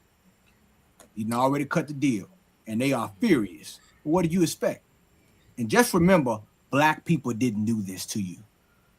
Just remember, the Latino, Native American, Indian people didn't do this to you. Your own people did this to you. So like I yield. Right. So like I think the general went off for a second. Okay. If I Oh, he's coming back now. Hold on. He's back now. Go ahead, Michelle, because I sent you a video. I'm gonna ask you to read it afterward. Please continue, Nathaniel, or whoever was talking. Go on, Warren, you got it. Come on, sir. It's like it. And you know what the main fear of AI is unsupervised information. That's their main fear. Now, even when I came into the school, sir, you know what was the most shocking thing to me when I came into the school coming out the Christian church? Watching General Muhammad's class, and he starts the class with questions. I was like, you can ask questions? It was like a foreign concept to me. Because in the Christian church, you go there, you just listen to them speak and give you a bunch of speeches. I mean, and even the way they do it, they read something, then they ask a question, and you answer out of the paragraph. You don't go outside the paragraph. So watching General Muhammad say questions was like weird to me when I first came. It was like, oh, not weird like bad, but like surprising. Like, so their fear is a slack, sir. I was just gonna say, and people call with some of the heaviest questions that is on other people's mind, but nobody's used to asking them. And when they ask him and he answers them, it's like, wow, I've been wondering about that for years, which is heavy as hell. Big shout out to General Muhammad. You know what I mean? Damn right. So I didn't mean to cut you off. Go ahead. You too, officer. So on top of that, they're afraid of the unsupervised conversation with AI. Sometimes I drive long drives, and I'll battle AI the whole drive. I was having a battle with the AI about the word holy. AI said, yeah, it does mean to be separate. I said, okay, so separate means, so I told AI, so you're telling me if I have a piece of pie, and I cut the piece of pie into slices and offer everybody a slice, but my slice is mine, that slice is holy to me? It said, yes, that's exactly right. I said, okay, so how could the Quran be holy if it's for everybody? I said, you got a point.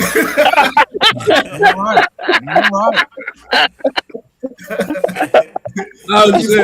But that unsupervised availability is dangerous. Yeah, man. Nothing. I already learned everything in the school. But a simple Christian or a simple Muslim might learn something they're not supposed to learn. Salaki.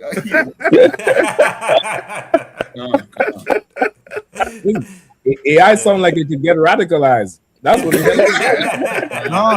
That AI speaking, sending you messages in the morning, all kind of shit in a second. Damn right. Yeah, it'd be a digital manifesto right there. Right.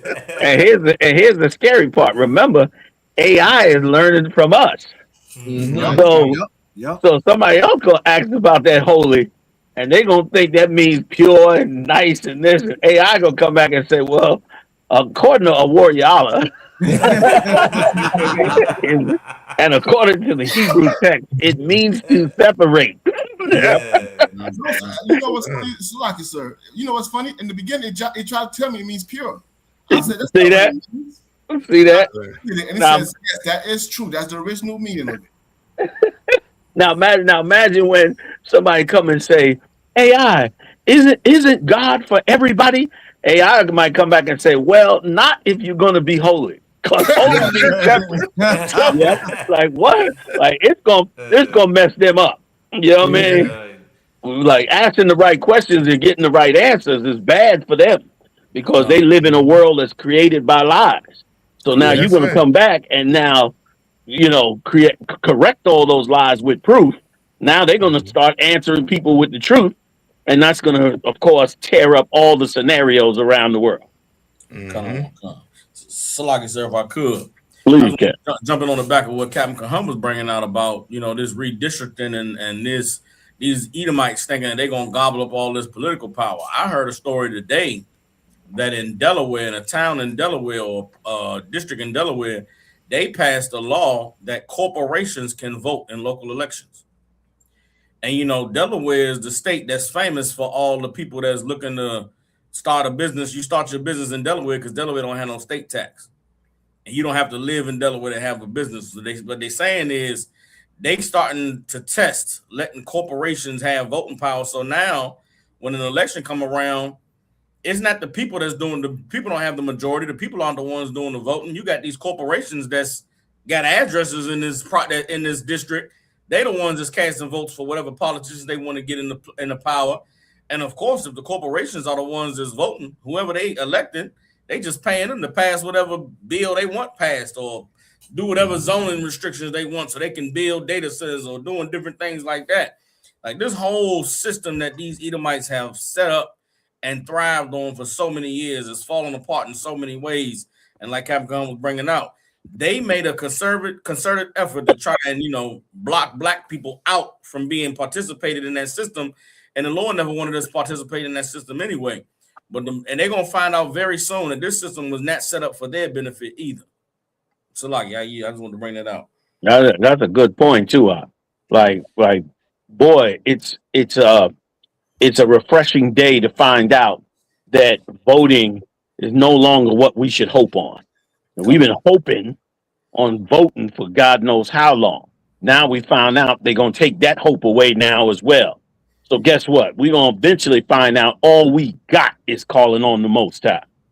We're going to find out eventually that, like, as a people, That's that right. we're going to have to now, like, we ain't getting no help from nowhere. We're going to definitely have to turn to that Psalms 121, you understand, and realize our help coming from above. Because you're right, like this whole voting thing has been one of the most horriblest things that ever happened to us in terms of brainwashing and believing in this. Now the redistricting gonna come. Let's see. Ain't nothing gonna change but what has been going on, which is the slow and slippery slide of decline of blacks, Latinos, and Native Indians. It has never changed in a single vote. It has always gone that way because voting or not voting, you can't change the hatred that Esau has for us. And you certainly can, we don't even know what to vote for. Like how do we know what to vote for when we're not even together? And you got to be together and understand what is the best goal for your people. Like we literally sat up in Detroit. You understand? We sat up in Motor City, Detroit, a chocolate city that thrived at one time on the manufacturing of vehicles. And we sat up in that city and let a fake black woman, or really an East Indian, perpetrating like a West Indian when she wasn't neither, because her daddy is an Edomite, and sat up in our face and told us that we should vote for depopulation. We should vote for birth control.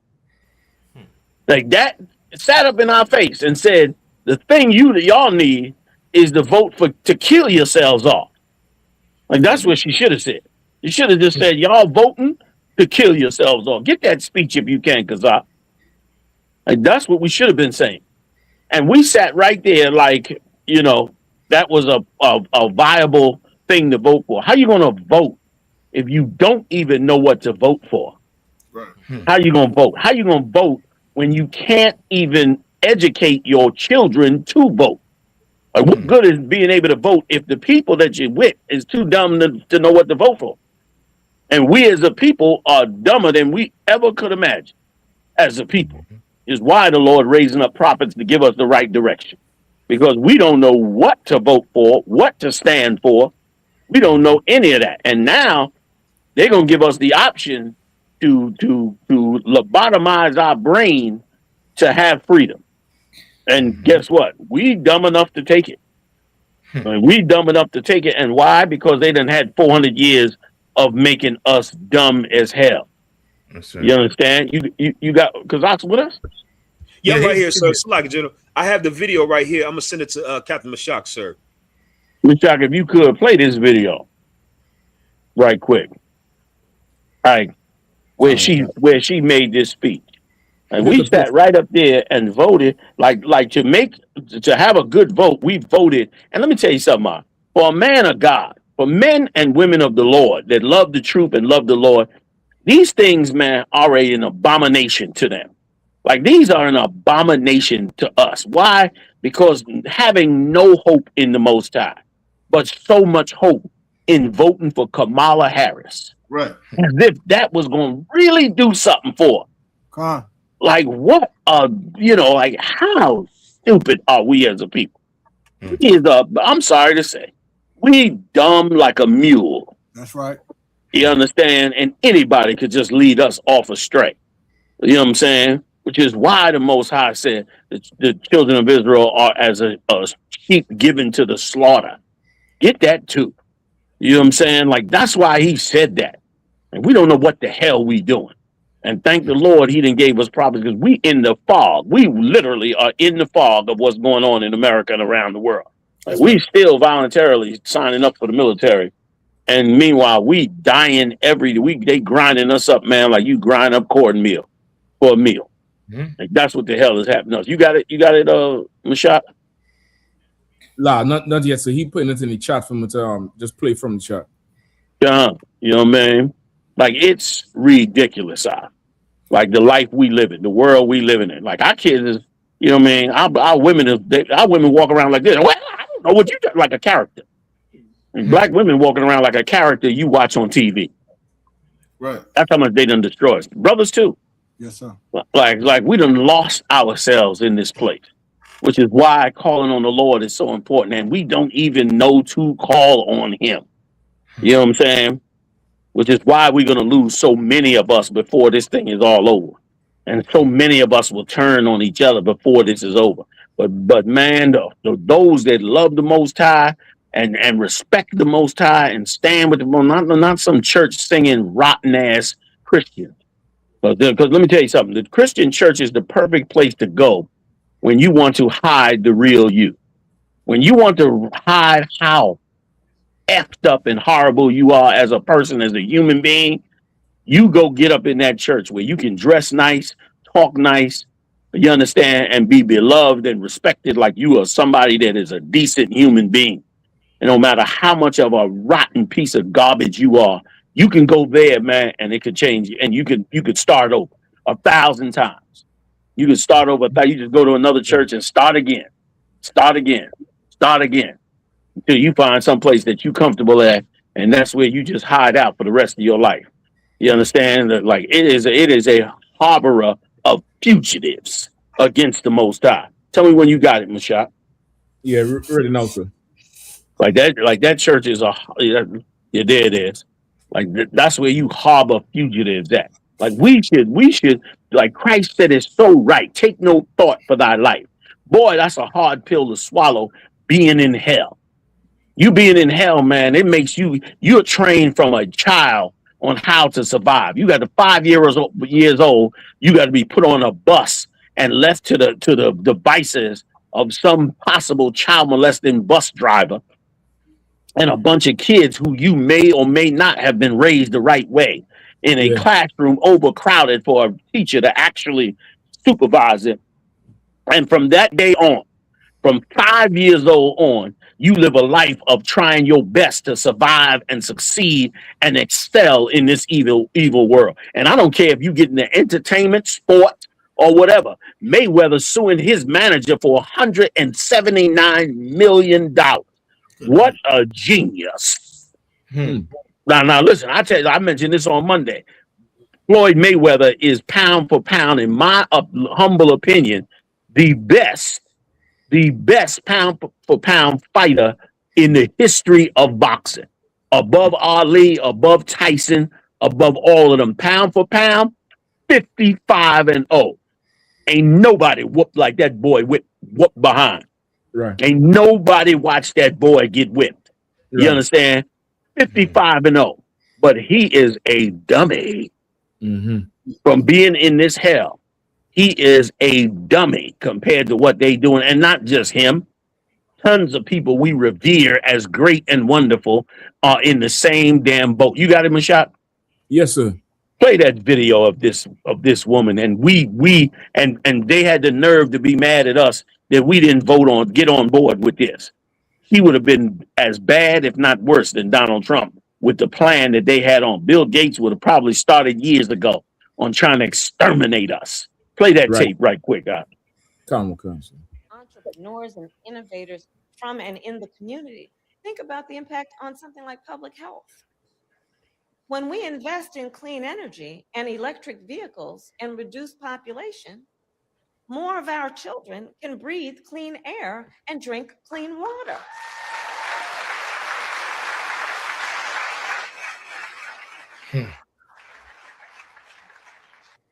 That's it, sir. Like you got to be a dummy to clap for that. Right. You know what I mean? Like only stupid people would clap for that. You telling me if I voluntarily wipe out my own people or depopulate my own people, then we gonna all live good. Meanwhile, we've been here 450 years, ain't lived good yet. But now you want us to kill off some of our people, and you saying at the end of that we all gonna live good. Are you bugging out? Are you a goddamn idiot? Like we supposed to have listened to that and took that in? Like we had better wake up and call on the Most High and find out what he wants. You got something up on your screen like a black. Oh, you trying to get it off? Like we had better call on the Father, brother, because we are lost in the goddamn sauce as a people. You know what I'm saying? And they come in, Ghostbusters to come wipe us the hell out. And you understand? And it's almost insulting that we turn around and not do that. Even the so-called Jew, before he votes for a politician, him and his people come together and decide what they need as a people. That's right. And then if they don't invent the politician, if they don't buy the politician, they find one useful enough for them to use. Same with the Muslim community. Same with the white Christian community. The only one dumb and stupid and backwards as they could possibly be is us following a dead man's dream that was a nightmare for 60 years on our people. That's right. We the only idiots doing that stupidity, man. When we could have been coming together. There's so much that we could and should have done for us that we can't do. You can't pull it off the screen, Mashak. You stuck on it? No, I just had it up there as you was talking about. Oh, I got you. Okay. Like you can't give me a break. So much that we need. So much that should happen with us. So much that our lives are suffering from. And no help, no understanding, no help from the wealthy, no help from the entertainers, no help from the politicians, certainly no help from white America. You understand? And here we are, we sit around like we don't even understand what the hell is going on. Well, brother, let the Lord come. Let him come. Since nobody count on him, let them keep believing in what they believe in and let the Lord come. Because boy, oh boy, we're going to call on him in that day. So Lakia, whoa, I'll come back on the other video later. The water. Come. Lakia, John. Right. I'm sorry, go ahead, priest. The water too. So no, it's going to say real fast too, John, what you're saying is so heavy. The proof that when she said reduce population, she was not talking about white babies. She had the mobile abortion trucks outside of her damn rallies, sir. In Detroit. Conventions for black women and Hispanic. Yes. You know what I mean? Like somebody should have came up to her right after that and said to her, are you referring to depopulation including white people? Somebody should have called her out on the record. Let's see if she was going to say, yeah, we should depopulate part of the population in the whole country. Yeah, right. Yeah, right. He'd have gave us a word salad of, well, whatever areas that are overpopulated that need it, and is da-da-da-da-da, and da-da-da-da-da. They done took Margaret Sanger's genocidal program and brought it all the way up to the presidential candidate, and then got a brown-faced East Indian, half Edomite, to present it to us, and we sat up there and cheered. Like what she was saying was so heavy. She was nodding her head like, isn't that the truth? Isn't that the way it should be? Like, we are dummies. You hear me? Because we sitting there in all these churches. There it is. That was, whoo, that's a heavy picture. Like, we sitting in here in all these churches, all these rotten ass sodomites sitting over these churches, and we can't even figure out how to help ourselves in the smallest ways. Right. In the smallest ways. We can't even figure out, at least we can't even figure out who is openly saying to wipe us the hell out. That's right. We can't even figure that out. So give me a damn break, man. People are just monsters, man. And the day needs to come, man. The day needs to, I hate to say it, because I don't want to suffer and I don't want to see us suffer. But Lord knows the day got to come out where, like the scripture said, where you say, if it's the Lord's will, I live today. That day got to come where you don't know where that morsel of bread is coming from that's going in your goddamn mouth. And then when that brother come along and hand you that morsel of bread, then your dumb ass will know who you should care about. That's right. Then your dumb ass will know who is it that really cared about you. Because right now we good and drunk and stupid about what we should be standing on. But we'll know in that day. I bet you that. That's I bet you that. We'll know by who's handing us a glass of water. We'll know that day. You know what I mean? So like I don't know. I think I was too mad to come on here with y'all tonight. Nah, General I'm messing up a good, y'all got a good, man, intellectual flow going. I come up in here. You know what I'm saying? No, we need General. If I could, General, you cut once again. You cutting through the fog. Right. Like it's so heavy. And by the way, for all those out there, the naysayers against the ISUPK, the intellectual black people, let us remind you that Kamala Harris is a HBCU graduate from Howard University. Wow, heavy. Yes, Howard University, the Howard's best, a distinguished sorority member, AKA, I believe. Yeah. And this is what has produced among us, which is she's like a Trojan horse anyway, because she's cosplaying being somebody she's not. I wonder who gave her that card, the black card, to do that. HBCU, Howard. Now, going off the heels of what Commander General Yohana said, recently, just this week, a man by the name of Clarence B. Jones, who is the co-author and was a personal counsel and advisor to Martin Luther King, who helped shape I Have a Dream speech. He just passed away. He just transitioned at 95 years old. Brothers and sisters, this is the end of an era, and it's time to wake up. They are not going to tell you that they made an error, and it's so bad now. These Uncle Tom Negroes, like, they won't even let you have a new dream.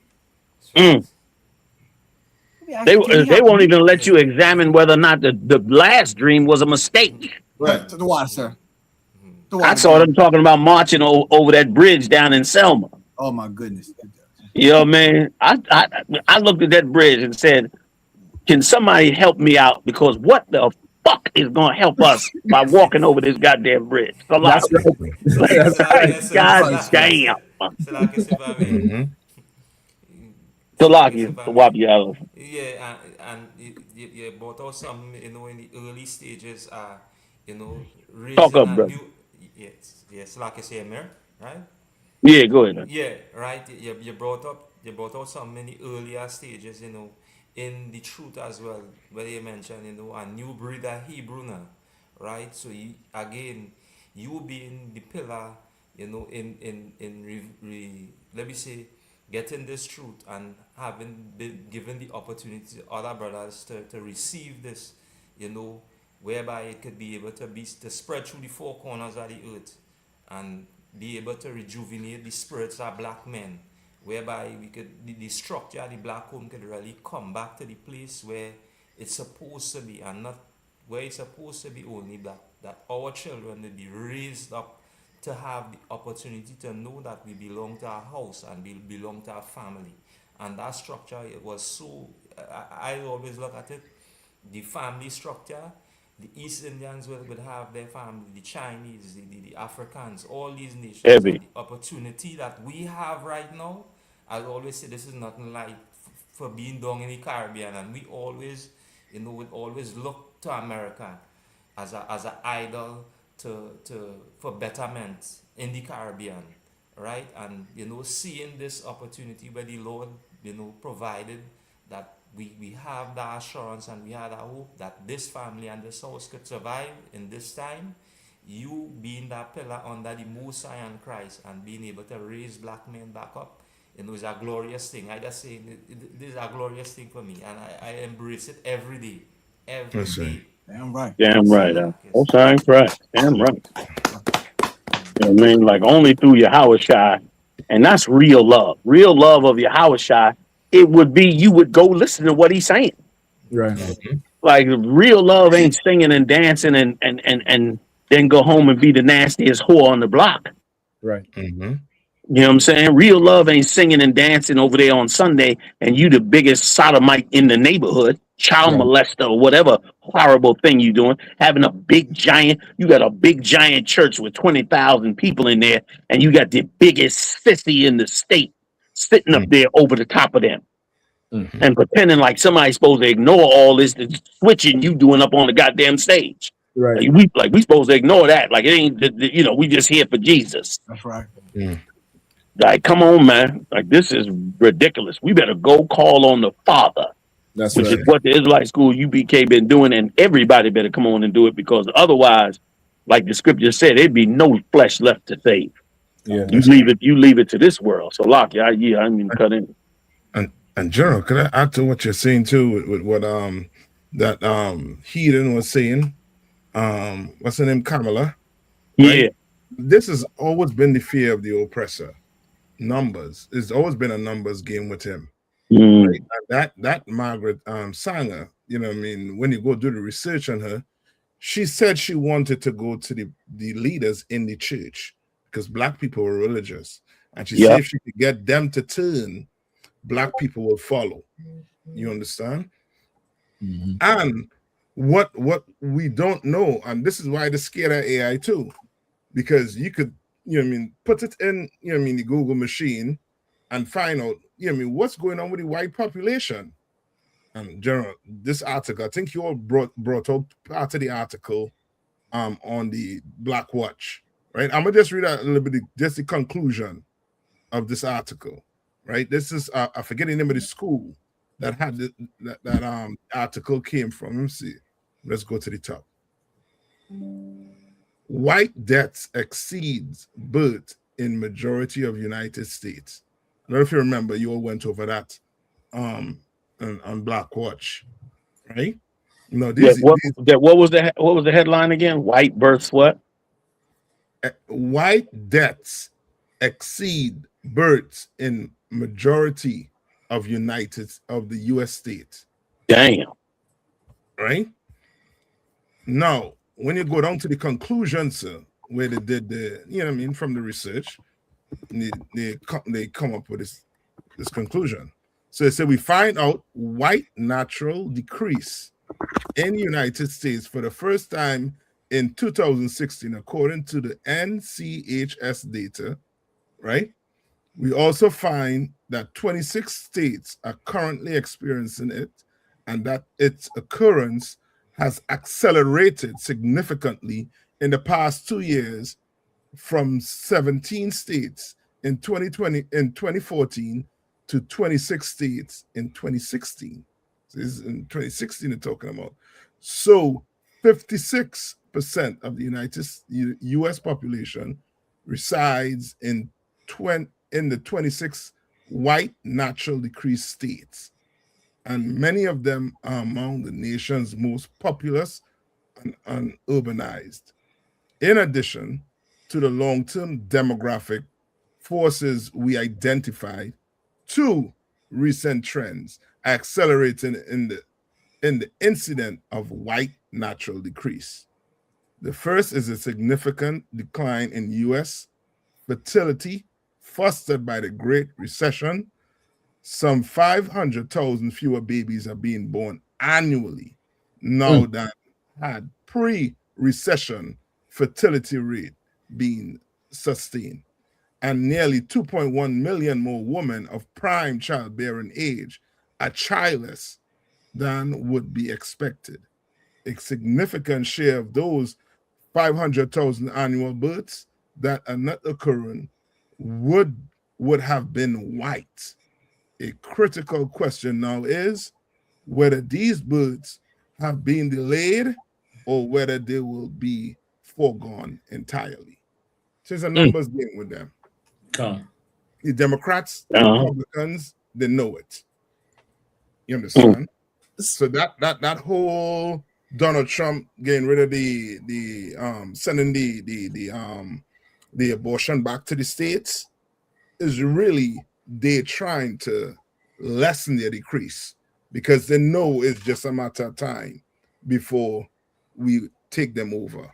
And that's why they're doing all of this, to try and cause, havoc on the earth. But it's really a numbers game. If I could, Cap, just based on that, what you say there. So you mean to tell me they in a recession and they stop having sex? Yes. Like they get poor, so they don't go with a woman no more. Meanwhile, we be poor. We could be under a bridge, babies getting born. I think if they really want to control population, they'll just give us the money, because it seems like the rich Negroes don't make children. They have 1 or 2 or 1.5 babies. Meanwhile, one brother, he on minimum wage, he got 10 kids. So if you really want to control population, just give Black and Latino people the money. So we'll control our population, and then you'll be in a recession, so the population will be in control. Problem solved. You ain't got to kill nobody. Yeah, that's right. Just redistribute the funds, and we'll just handle it from there. Because for the life of me, if money is a problem, surely you got more time on your hand to do something. But you get poor and you go to kill people, shoot up the school, beat your wife, molest the kids. The molestation ain't going down though. Even in a recession, they still molest them kids. They don't give a damn about nothing. True but that. Now no babies get made. They just need to redistribute that money if they really want population control. Why? And listen, and Mashak, you got that other video? That other video shows you one of the ways they plan to do this thing. Let's play. Can we play that for him, Mashak? Yes, sir. Was somebody else trying to jump in? I'm sorry. Nah, sir. Okay, go ahead, Mashak. Check this out, fam. Now, y'all got to get me right on this here. This is about insane as it could be. If this is this the one with the prison, Mashak? Yes, sir. Come on. Play this video for everybody if you can. If you can make it big screen, that allows inmates to serve years of their sentence in just a matter of minutes. So the criminals is gonna have a choice to spend tens of years behind bars, or they can make the choice to get the artificial memory implanted into their brain. So this process is called Cognify.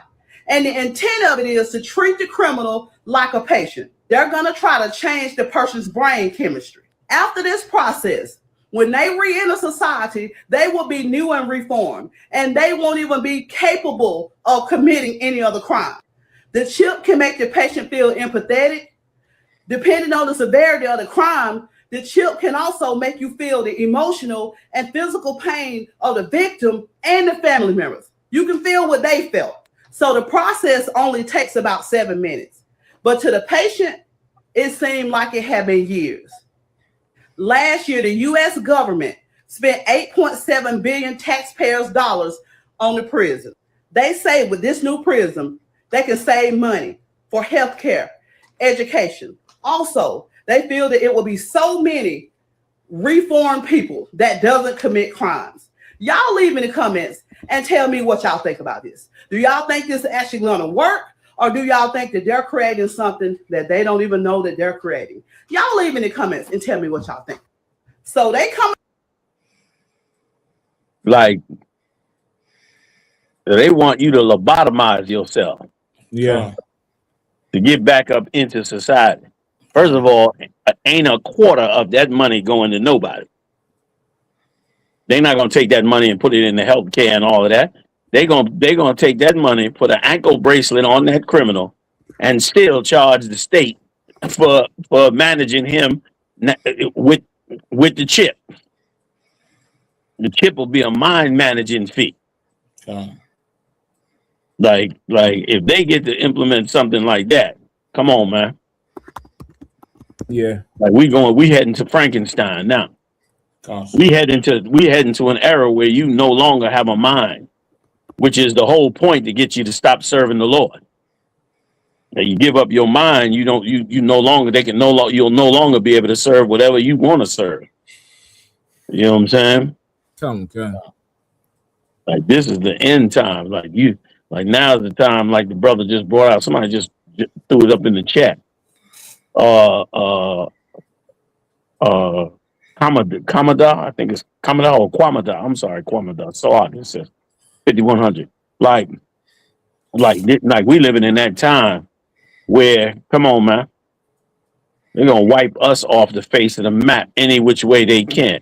Right. And which is why we should be taking care of ourselves as a people and doing it how the Lord said do it. Like you can navigate slavery and bring your people back as a people, but you got to do it how the Lord said do it, starting with obeying them laws, statutes, and commandments. Salaki, I yield. In general, if that's the case, like the Bible say, be ye transformed by the renewal of your mind. Like, if they know that you need to change the minds of criminals, why not work on transforming the mind? Why the quick fix? Why not put things in place so that it's like re-education, it's actually reforming. Maybe it's really they're driven by so much of the profit that actually changing people. They know they wouldn't have a use for a prison in the future. They'll know they'll have a society that self-regulates very well, self-governs very well. The social standard or the social currency is going to be so much higher that society will ostracize you before you reach the point of the crime. They'll see the deviant behavior, or they'll see the social decline in a person and start self-regulating. The society will start to self-check to the point where you probably wouldn't even reach to the state of committing that crime. But they know you need to renew somebody's mind, but they won't do it the way the Lord said to do it. They'll do it in a way where they could just make you a bigger, better, more willing slave, and they could upload or upgrade your software to make you more soft, more docile, more like just the typical stereotypical buck Negro, just big, and he don't really have a mind, feeble-minded. It's damn that the chip will take you back to being feeble-minded, or what's the other word they would? I think it's feeble-minded. The same thing with the sisters. When they euthanize the sisters, they say they're feeble-minded. They can't take care of kids.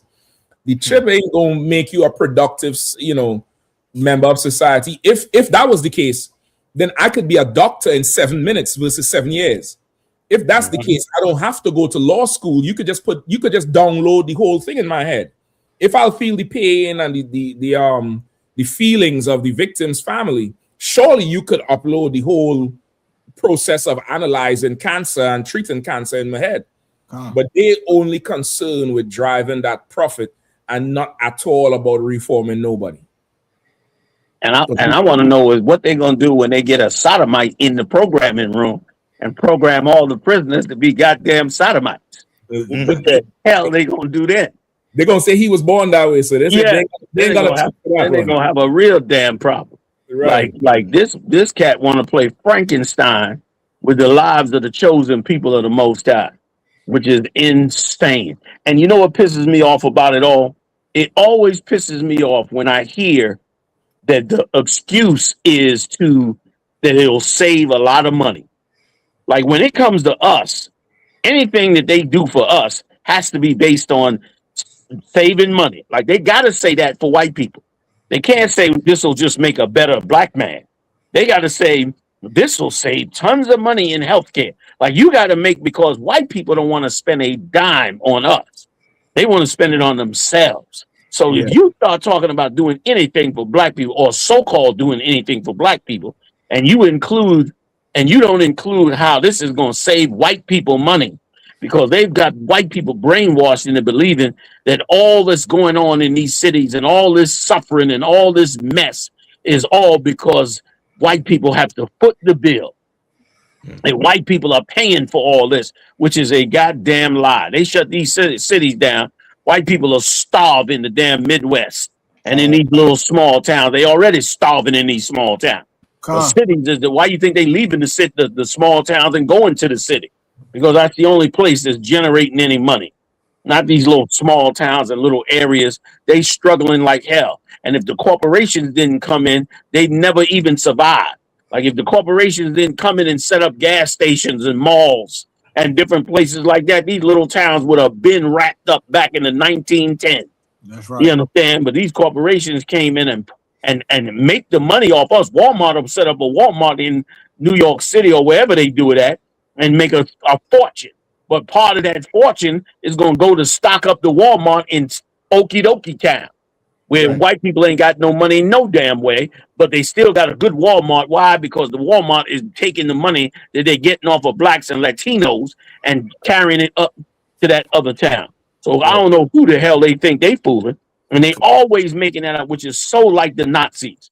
Like the Nazis did not want anybody spending any money on the so-called other nations unless it was for some benefit or profit.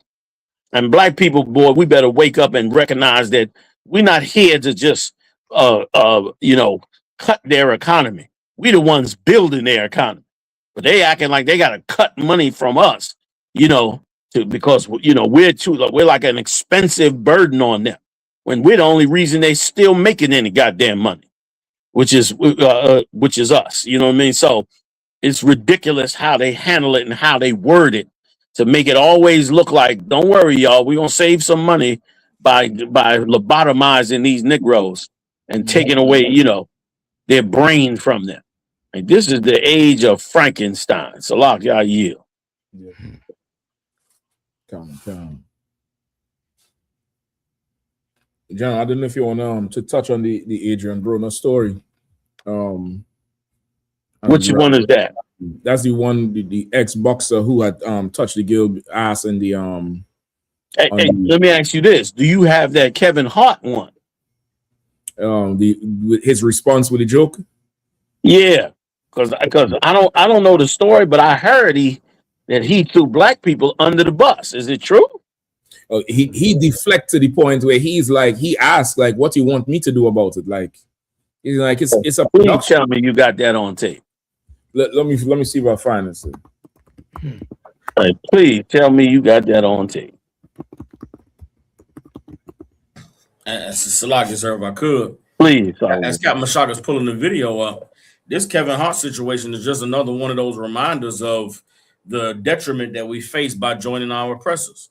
Like, we wanted to integrate so bad into their entertainment and be so a part of their culture of what they call a roasting, that we got to be subjected to damn jokes about a man being choked to death in front of the world to see. You know what I'm saying? And it was such a horrible thing what happened to that brother George Floyd. For that devil to get up there and tell that joke, it had to be a sellout like Kevin Hart to want to be a part of their culture, to want to partake in their cruel, that's a cruel culture, that roasting thing. They get up there and just make all types of horrible jokes about your family. Had the black sister up there, Cheryl Underwood, they making fun of her husband that unalived himself some years ago. Like, it's a cruel thing that is really a part of that white man culture. It's part of that hazing. It's part of that pledging for the fraternity. You got to let somebody paddle you on the butt and just crack an egg in your mouth, and you got to pass it to another man's mouth. All that nonsense that they put you through. They call it a humiliation ritual. That's what that Kevin Hart roast was. It was a humiliation ritual for him to, continue to stay in Hollywood and make his money and continue to be, in the good graces of those devils. And because of it, we had to be subjected to such a horrible thing. And it just should be another reminder to brothers and sisters that we should have never sought to have peace with these people, should have never sought to join them and be a part of their culture, because you have to sacrifice something. And Kevin Hart is a man that sacrificed his integrity, his dignity and honor, and all of the dignity and honor of black people with having them devils up there for that roast, sir. Salaki. Listen, you so right. A white man, he just, he see a black man with wealth. He got to have him a moment where he get to humiliate him, because the more wealth you have, boy, it makes him feel like you're not the one on the bottom. You're really on the top. And he got to be able to kick you one good time. So he can feel like, ooh, okay, I'm still the one in charge. Like what you saying is so true. I want to hear his response on this tape. I want to hear him whore himself out. As soon as Mashak get it. Come on, so it's here. The best set, or one of the best sets between. Kevin Hart made his first podcast appearance since the live roast on Netflix sparked major controversy online, going on to The Breakfast Club to defend comedy and the concept of a joke. Do you feel like Tony Hinchcliffe went too far when he made that joke about George Floyd? It's Tony Hinchcliffe. I don't expect less. I don't expect more. I feel like you're saying going too far is the point. I don't want to put words in your mouth. Yes, I mean, that's why you're there. People are talking about that joke. Talk about his set. Tony Hinchcliffe arguably had the best set, or one of the best sets between Tony and Cheryl. I was laughing out loud at Tony until that joke. Until the joke. But not even just that joke. I don't like when people joke about violent, tragic death. Pete had a great set too. Pete had a Charlie Kirk joke in there. Yeah. Like, would I tell those jokes? No. But do I get why they're being told? Yes. Like, I'm not looking at Pete crazy. I'm not looking at Tony crazy. Like, that's what, I know what you're going to do. I know your style of comedy. Did you see the interview that I did with Terrence Floyd, George Floyd's brother? No. So he said No, can you pause that for a minute? Salak, y'all, can I just cut in on this for just a second? Like, this is the whole problem with us as a people. Like, he is comparing a white man joking about killing a black man by the hands of police to a black man making a joke about a white man being killed or losing his life. And the problem is there's no comparison. It isn't just George Floyd. It's an entire nation being terrorized by the police forces of the United States, as it is this day. And of course, there's no statistics, no record keeping of it, no acknowledgement of it. Even when George Floyd died, they still pushed up against it and said Blue Lives Matter. There was never any recognizing it as a nation. And yet, black people have to now turn around and look at it like comedy when a white man trashes what's happening to our families every day. Black men are dying every day in America. Black men are being falsely incarcerated every day in America. Black men are being killed at the hands of police officers every day. And the fact that we took a knee turned the entire country upside down. The country turned upside down because black men decided to take a knee for the young black men were being killed across this country. And for Kevin Hart's poor ass to turn around and say that's the same, that's their kind of jokes, is so irresponsible. And it's so dismissive. And that's the part that just kills me. Like, you'll be a black man and become successful in white America. But when they tell you to put a dress on, you do it. Yeah. But you're successful. Like, what? Like, since it's just a joke and it's this and that, why can't you stand up for that brother that's being killed? Like, you can't stand up for George Floyd or any other black man who's been killed like that. Like, you got to shut your mouth and let the white man joke about the mass murders, killings, and brutal beatings of black men across this country. You got to be quieter. But you can't tell them, I don't want to put on no dress, you understand, to appease the audiences. I don't want to do that. I want to be a man and represent as a man. You can't tell them that. David Chappelle did that and lost a $50 million contract. Kanye West exposed that stuff and they blocked $75 million illegally out of his account. Like, you can't do that. But you can sit up there and kiss white people's ass and act like them trashing us in our tragedy is the same. It is totally not the same. Right. It is completely different. White men ain't being killed in these streets and brutalized in these streets and up under racism and have been suffering in this country for 400 years. That is not going on right now. Not for white people. So to sit up there and make it like it's all the same, you either blind yourself like a good sellout and a good whore, or you're just a fake and phony human being and nobody's life matters to you. And you better pray and hope that the Lord doesn't bring that tragedy to your door. because you still a nigga riding around in a car. Mm-hmm. I yield. That's right. And to add to what you're saying too, General, it's almost to the point where black people need to recognize that in America, you've been trained to be second place. You've been trained. And watching Kevin Hart on stage, he is trained to accept second place. You understand? All this equal rights, all, you know what I mean? We equal in America. Ask Kevin Hart if we equal.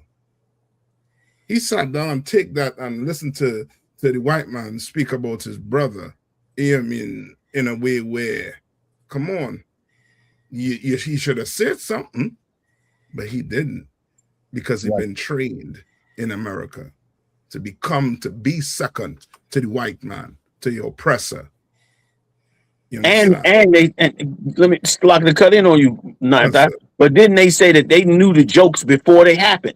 Yeah, the jokes came out before it happened. And you, Kevin Hart, probably the biggest black comedian in America right now. And you, Kevin Hart, wealthy, powerful, and all that. And you mean to tell me you can't tell them, listen, man, don't use that joke. That joke is too offensive. It's beyond comedy. That joke is talking about a tragedy running through America that needs to be stopped. Let's not you can find something, if you need to be derogatory towards blacks, go ahead and find your jokes. But let's not use some things that are ongoing tragedies and make light of them. You can't be responsible enough to do that. You the one that's in power over the show and watching the jokes come across. What a bullshit ass nigga. And he'd be the same nigga that be telling us to vote for this or vote for that or join this or join that or do this way and that way. And us, because we dumb as a box of rocks, instead of serving the Lord, we'll listen to this clown. You understand? And follow what he's saying, and before you know it, we'll head down another road of destroying ourselves. This clown will be the one standing next to the next Democratic candidate that tells us to kill our babies. This idiot right here. You understand? Salak, if I could, General, please. This reminds me of Sammy Davis Jr. And how he was looked at being a part of the Rat Pack. Wait, let me stop you 1 second, please. Your goddaughter, your Howard said if they just wait a minute, let me get what he said. Quiet by. Okay, he said if they just jokes, then why did they edit out the joke about Melania Trump before it aired? See what I'm saying? Wow. See what I'm saying? So it was all right to edit that joke. That joke was all right to edit. And let me tell you something else too, man. I'm praying for this day. I'm praying for the day that black people start making black people that are famous and prominent have to answer for the shit they say and do. Right. Do not wait till that day is gonna come where black people are gonna say, yo, I'm not saying that because I ain't gonna piss black people off. Like that day is gonna come where they're going to regulate their big fucking mouth on how they talking about their own people and how they allowing their people to be represented and how they representing themselves among their own people. And it's going to be stopped. Some of them is just such kiss asses for this slave master that they'll do whatever he wants, not knowing the massive damage you do across black people's lives, especially young black boys and young black girls. The humiliation. By the time they get to college, they feel like a 10th class citizen when they got to deal with Edomites in school and so forth because you didn't help humiliate them like never before. That day is going to come. So, Lockie, I yield. I didn't mean to cut you off. I apologize. It no sweat, General. Can I get a scripture? If I can get James chapter 4, verse 4. And while the brother pulling up that scripture, this reminds me of Sammy Davis Jr. And a lot of black people looked at him as an Uncle Tom because of the jokes that he endured with the Rat Pack. Frank Sinatra and those men, and the racially charged jokes that they would do, targeted at him, and as a focal point of black people. And it just reminds me of that. You get what I'm saying? Because of the proximity to whiteness, and then not only his wealth, but he can never really be accepted by them. You know what I'm Right. saying? And that right there, it reminds me of pretty much what happened with it's almost like another version of Sammy Yeah. Davis in a way, if you really look at it. What somebody else was trying to say something? Sir. I was just gonna say what you're saying, is so right. It's so right. Like they've been taking us and making us a clown, and we have been not, even though Sammy Davis later on got real, he got real testy with white America about the way they were treating and talking about him, and the way they were treating people like Muhammad Ali and others. Sammy eventually spoke up about how wrong it was and how they were operating, which was good. But at the same time, early in his earlier days, you know what I'm saying, he was tied to that Rat Pack like a mascot. You know what I mean? Being so highly talented, you know what I mean? They just put him in that pack to really make those other halfway talented cats look like they was something like Dean Martin and the rest of them who had no talent at all, who was basically a pimp. You understand? And the other guy that pretty much brought Marilyn Monroe and all them up there to whore themselves out to the Kennedys. But so he was caught up in a lot of that. But boy, he turned a little bit towards the end. But like you saying, which is so right, this is exactly what went on many times. Like we don't have no accountability when it comes to what we say and do. You understand, before white America that harms us, we act like it don't harm us. It does harm us. And then here's the other part that's just, a death sentence to us. And that death sentence to us is never building anything of our own. Like we learned so well from Martin Luther King and the bus boycott. Like after that boycott was over, we went and got right back up on them white buses. We went and followed his Washington, D.C. plan to integrate us up under the slave master and to never, ever, ever accept a world that didn't have them. In the churches, they accept the world that don't have them.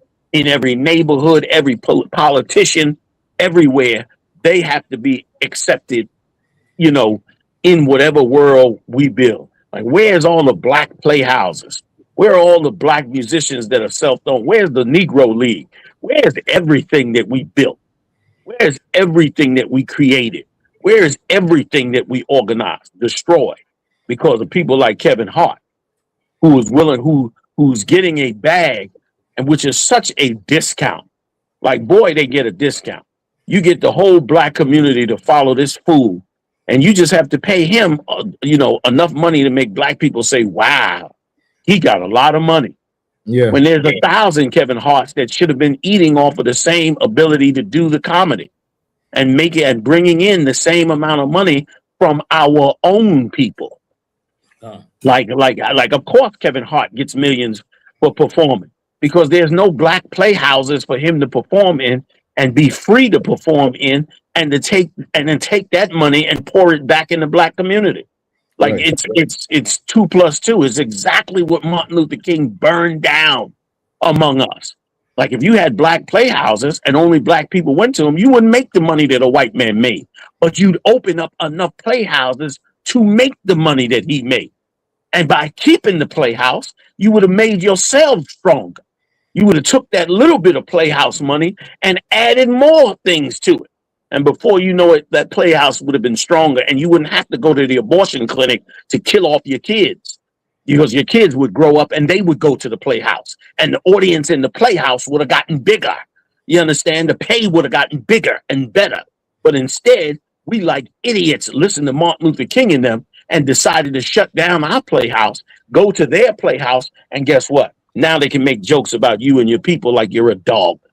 Like you're a dog, and there's nothing you can say, it's what, it's him, it's what he wants to do. And why do you have to do that? Because, of course, for you to get that kind of money, you got to go to them now. Why? Because you don't have your own playhouses. How dumb and stupid could we be? How foolish we could be. We should have never, ever, ever integrated with them. We should have been like, yes, we under you. We got to serve you according to the Lord until this time is up. And we should have kept on doing what we were doing. And we would have been great at it. Where's the black automobile manufacturers. You mean to tell me one of the biggest automobile manufacturing circuit in the world, in the United States of America, and we don't have a single black car? The Germans were in poverty in World War One.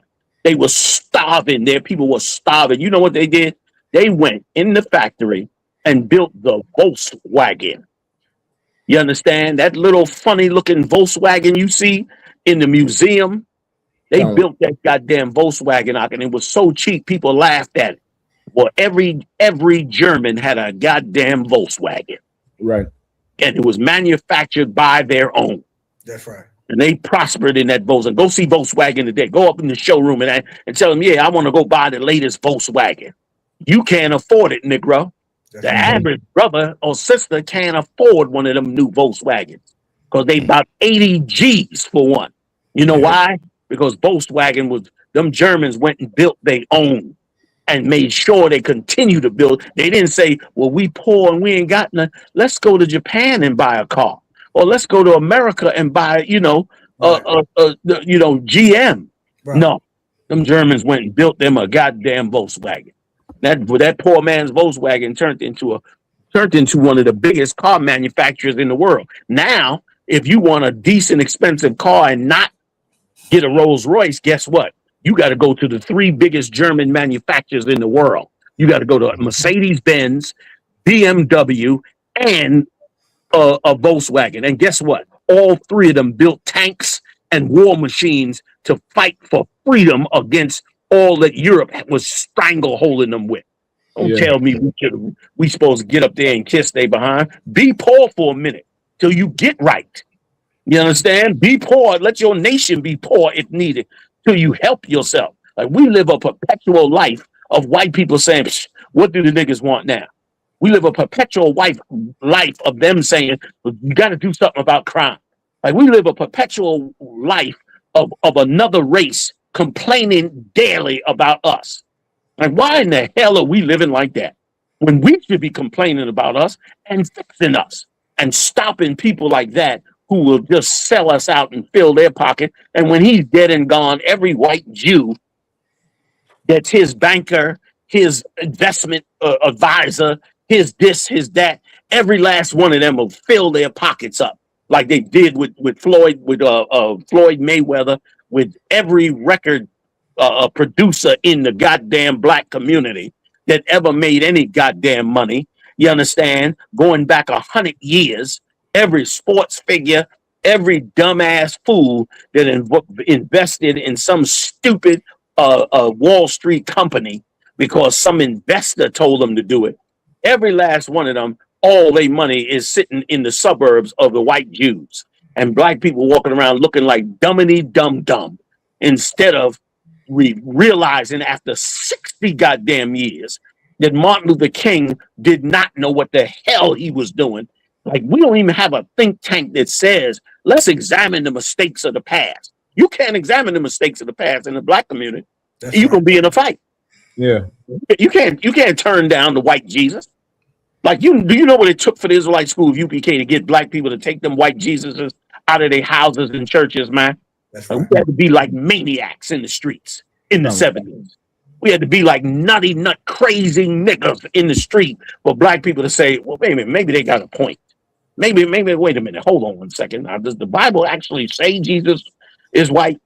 Before you know it, then they eventually started to now pull them pictures. But y'all should have been there. If y'all was just back in the 70s, I ain't talking ancient history. Right. 10 years after the civil rights movement, if you would have been in Black America, brother, look at some of them old films. Jesus, John F. Kennedy, and Martin Luther King was on the goddamn wall in every black house. Little statues of nuns and priests on the dashboard of black people's cars. You understand? Like, we did nothing for ourselves, but listen to this fool, this idiot lie to us and destroy us as a people. We don't have a single industry in America that we could hang our hat on with dignity. We don't have a single invention that we created in this country that did not get stolen that we can now hang our hat on. We don't have a single industry. You can't even say, well, ice cream trucks all over the country are done, is a black person's industry. It used to be the cab industry. It used to be 1,000 industries, and Right. every last one of them is gone. And now you got to look at all the heathen own your industry. Imagine that. Imagine having to go buy your chicken, your fried chicken from a goddamn Arab. An Arab ain't never even known what the hell fried chicken was till he got off the boat in the United States, and now he runs all your chicken. You ain't got no industry. You ain't got no inventions. You ain't got no dignity, no respect. I'm sorry, man. I can't be nice about it. You ain't got shit in this country until you turn back to your Father in heaven, man. And if I could, one last point, and that's why I'm finding out that the Lord is black was one of the greatest things that happened to me, because I knew once we came out and said that God was black and Jesus was black, nobody could steal it. I said, whoa. That's right. You know what I mean? Nobody could steal that too, because they just stole that as well. They had already stole it and made him white. Once it came out that he was black, it was like, oh, now you got all these Christian churches running around talking about, well, we Israelites. You lying. You teaching white philosophy and you're covering it up with the name Israelite so you can sound black.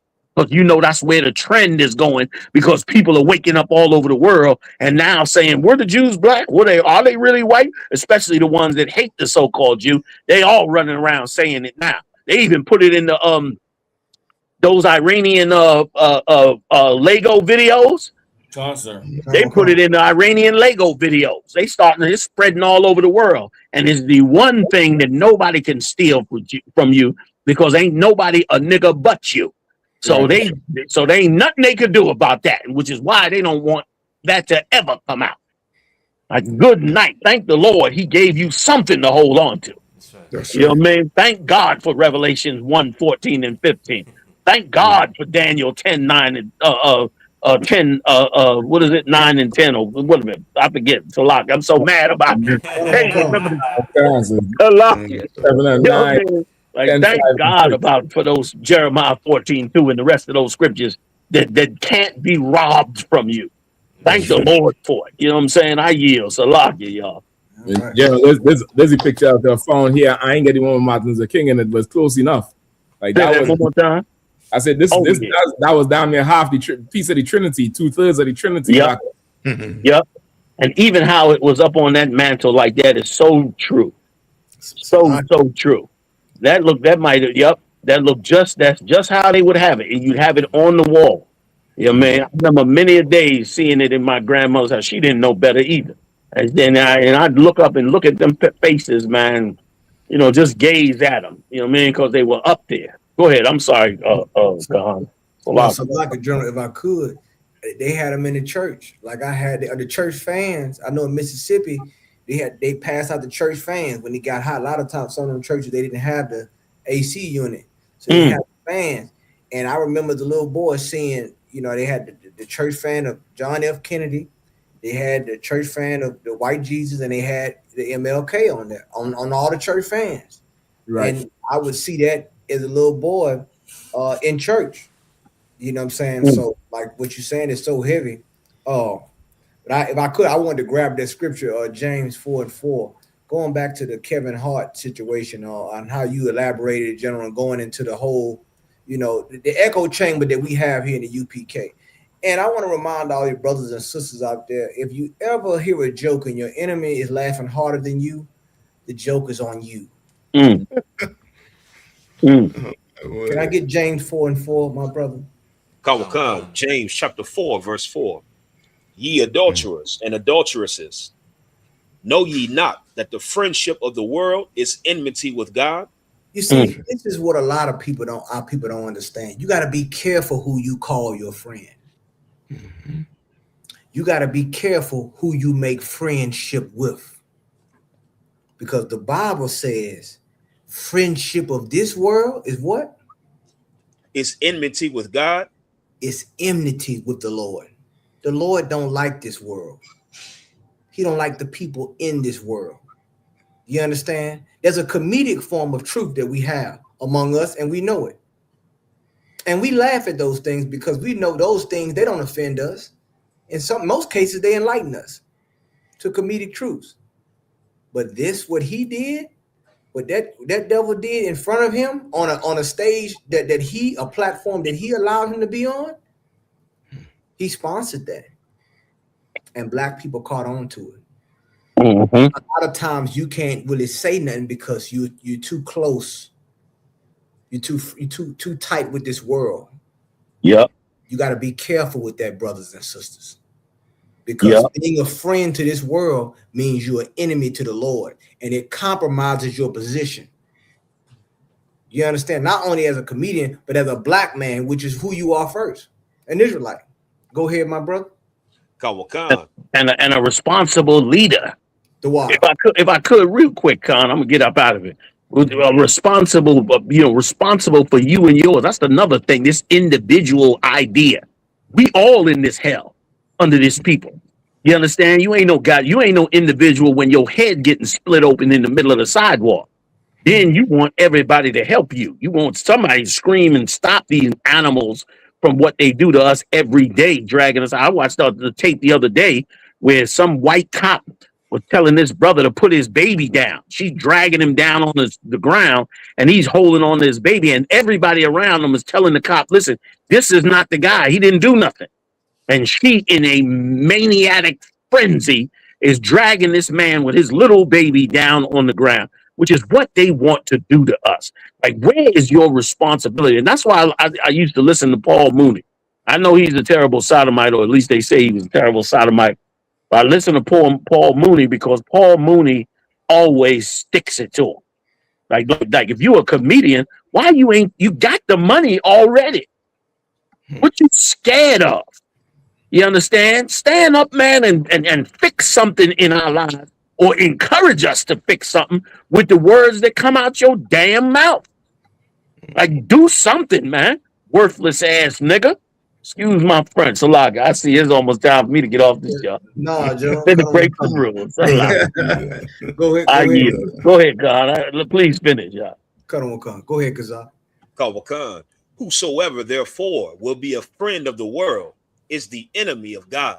You see that? All you have to do is show me who your friend is, and I'll show you who your enemy is.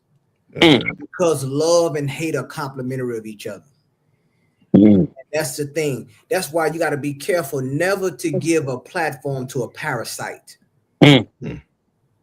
especially at the detriment of your people.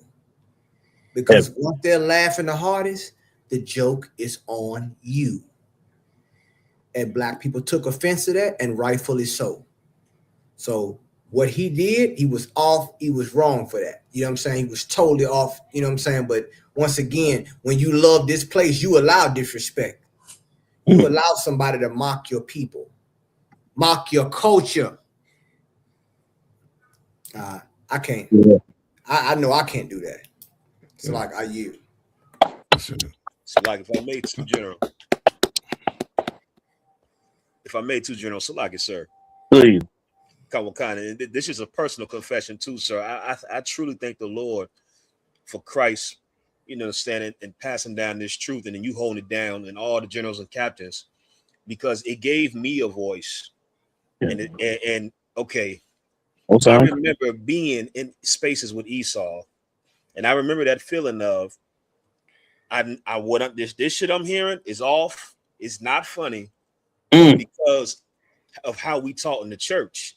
That we have to be diplomatic, and you got to be a slave. That's it. You just got to be a slave. And I remember feeling like, okay, these devils is joking about. This is not funny. Like Count Kahan said, they laughing harder than I'm laughing. It's not funny. But the feeling like I had to take it. I had to sit there and take it and put on a smile, and you know, I can't be the angry nigga. Because the angry nigga, there you go, tripping out again. Right. So I thank the Lord for the truth, because it truly freed me and gave me the voice. And as long as I have breath, Lord allow, you devils will never bridle my mouth. You will never bridle what the hell comes out of my mouth. You understand? And I thank the Lord for it. I'm gonna keep making videos. I'm gonna keep speaking on the street. I'm gonna keep going to classes, because I'm not bridling my mouth for you devils. That's not happening. You understand? And every brother should come in here and learn that freedom that Christ died for and gave us to speak the truth. Like, if I could, and why do we got to be a caricature? Right. Why do we got to be mocked for you to be friends with them? Right. That's what I don't understand. I never understood that.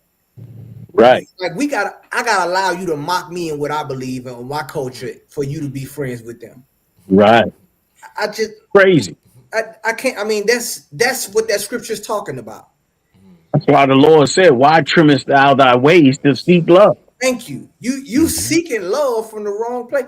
Guess what? If they would love you, they would respect you, and they would respect your people. That's right. But if they mocking you, the joke is on you. That's right. You like, yeah, it's funny. Yeah, they laughing at you. Yeah. The joke is on you. You understand? And black people see it when it's something like that. Yeah. And that's how it should be across the board. Everything ain't funny. Everything ain't content. Right. So like I yield. Until somebody else jumping in, go ahead. So like I said, I just gonna add to what you were saying too. And thank Martin Luther King. That's his dream, right there. That became a nightmare for black people. Yeah. Understand? And a brother put a statement in the chat. I think it was Choir Bar, and I had to go look it up. Right, sir? And apparently they're saying, well, another comedian, Michael Shea, was saying that this headline, Michael Shea mocks Kevin Hart roast over all white writing team. So which means they had white writers for them jokes that was cracking on stage. Yep. Which lets you know we have to separate. Martin Luther King dream is a nightmare. Yeah. Now you have white people writing jokes about your trauma. Nah. And not that. Imagine what it takes to get into that room and to be a writer for a Kevin Hart roast. You know what you got to be able to do that, man? You know what it takes to get into that room to be one of them writers? All they did is use that nigga to give them some jobs. That's it. Give them writers some jobs. Yep. You know what I mean? Give them old Edomites some jobs. What the hell they used them for, man? So lock you. Go ahead, now, Doc. I apologize. And concern, they shouldn't tell black people nothing about DEI. Nothing. You understand? Like this is, you know what I mean, it's shameful, but we should learn from it. And this is what we should take from it. We have to separate. You understand? God commanded, separate from these people, man. So now we can have our own comedy session. Let white people have their own comedy session. You understand? And let's see. A yield. It used to be a time you would crack the joke in somebody's absence. It used to be the time where you'd have the black club, they're cracking the jokes, in the white circles, they're cracking their jokes, and that's because we segregated and separate. But this pseudo integration, they're saying we come together, but we ain't really come together, because even in us being together, there's a hierarchy, because now the jokes are made at our expense. Yeah. Their presence is at our expense. Like I remember, just like Officer Kazak, being in Trinidad in them churches down there, and you know, them preachers always like to do these crusades where they come with these huge tents like circuses and have them outside crusades. And I remember the church I was going to, they had this preacher from Texas, and this was the first time I've seen a white man in flesh. And cowboy hat, the the choker with the two laces coming down, the boots. I'm looking at him, and he tried to get the church to dance and shit, and I'm in the back there. Even I remember the preacher's wife asked me, why you ain't up? I was like, yeah, I'm just cool. I'm trying to ignore her, but all I can see with him is everything I saw on TV, from Mississippi Burning to all the slave movies, just his image up there, because he have the accent, the you know, the just the You whole white saw a real Klansman. Oh man, General, it was an awakening for me, and I was like, this don't feel right. Like how Right. I remember it so vividly. I think damn it, that was the Lord trying to just steer me out that damn place. Yeah, man. Feel right. It's one thing with these black people. Then he come in, and I'm like, so I'm supposed to get up because he said get up. I'm supposed to come up front and dance because he said, you know what I mean? It's like it felt real slavey. It felt really slavey. And I looked at the preacher and I'm like, something's wrong with you if you let him come in here. Like it felt like a relation. Let me tell you something, Shaq. Them Benjamites down there, they've been on that island all them years. Now I'm gonna let the white man come down there and be the big boy now. It's a lot, yeah. I mean, that shit was, you know, I mean, at that time, Trinidad ain't so open like it is now. Like seeing a full out white person was very rare. It was so rare. So when you see them, it's a kind of like you out of body experience because I'll see him on TV. You get the point? At that time, of course, now it's a lot different. But at that time, you get that accent, you see that boots, and then that brooch with the laces, that really got me. So it's like he was saying, "Come here, boy." It was an invasion. It was a full invasion. So you know, imagine now coming to the point where they're joking about a lynching, which is what happened to Floyd. That's true. That was a modern day lynching for everybody to see, just like a lynching. Yeah. You know, to teach him a lesson, to joke about that, and then you, for the sake of money, say, "Well, what am I supposed to do? I'm an entertainer." And some. The great comedians have a saying, the great ones: "I'll tell you a joke, but I won't tell you a lie." Kevin Hart is a liar, a straight up and down liar. And could I add something to what you're saying, Mashak? Yes, give it up to Mashak because that was real heavy. But if I could just add one thing, the fact that he said, What do y'all want me to do, or what do I do? And nobody said, go talk to the Hebrews about that. Right. Is the failure of Blacks, Latinos, and Native Indians. Like it's supposed to always be somebody to talk to. He couldn't have talked to the NAACP because they would have told him what he did was a good thing. Right. But it should have been some brothers known, and there are. The Israelite School of UPK that they should have been able to say, why you ain't gonna talk to the brothers before you did this. The problem is we don't trust our brothers. Right. They don't trust us enough. They'll trust their Uncle Tom, but they ain't gonna trust brothers who truly care for the Lord's chosen people. And because of it, we gonna walk ourselves right into our own destruction. You know what I mean? Yeah. If I could, General. Yeah. And just on the paradox is crazy. Okay, for him to get on there and say, "What do y'all want me to do?" The y'all was black people. Yeah. Like he's saying, "What do y'all want me to do?" Right. But he's not saying what I let them do. Yeah. Like that's the mind-blowing situation with this. Right. That's how you know that he's polluted himself with other men's bread. Yes, he has. And he cares more about being liked and loved by this world than to be standing with his own people. Yeah. And the fact that every apex when it comes to our people, eventually it happens. You're gonna have to make a choice. Am I gonna stand with my people, or am I gonna care about being liked by everybody? Right.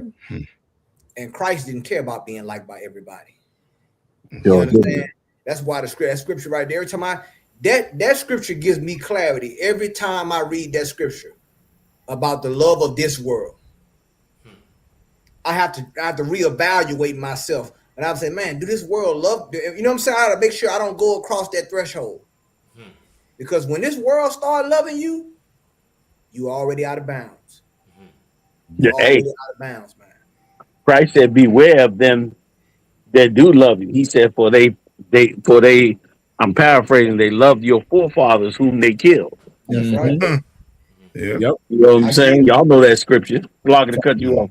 Go ahead. I'm all for it. Can I just add something to what you're saying? What you're saying is so heavy. Like black people should have been able to give him the answer.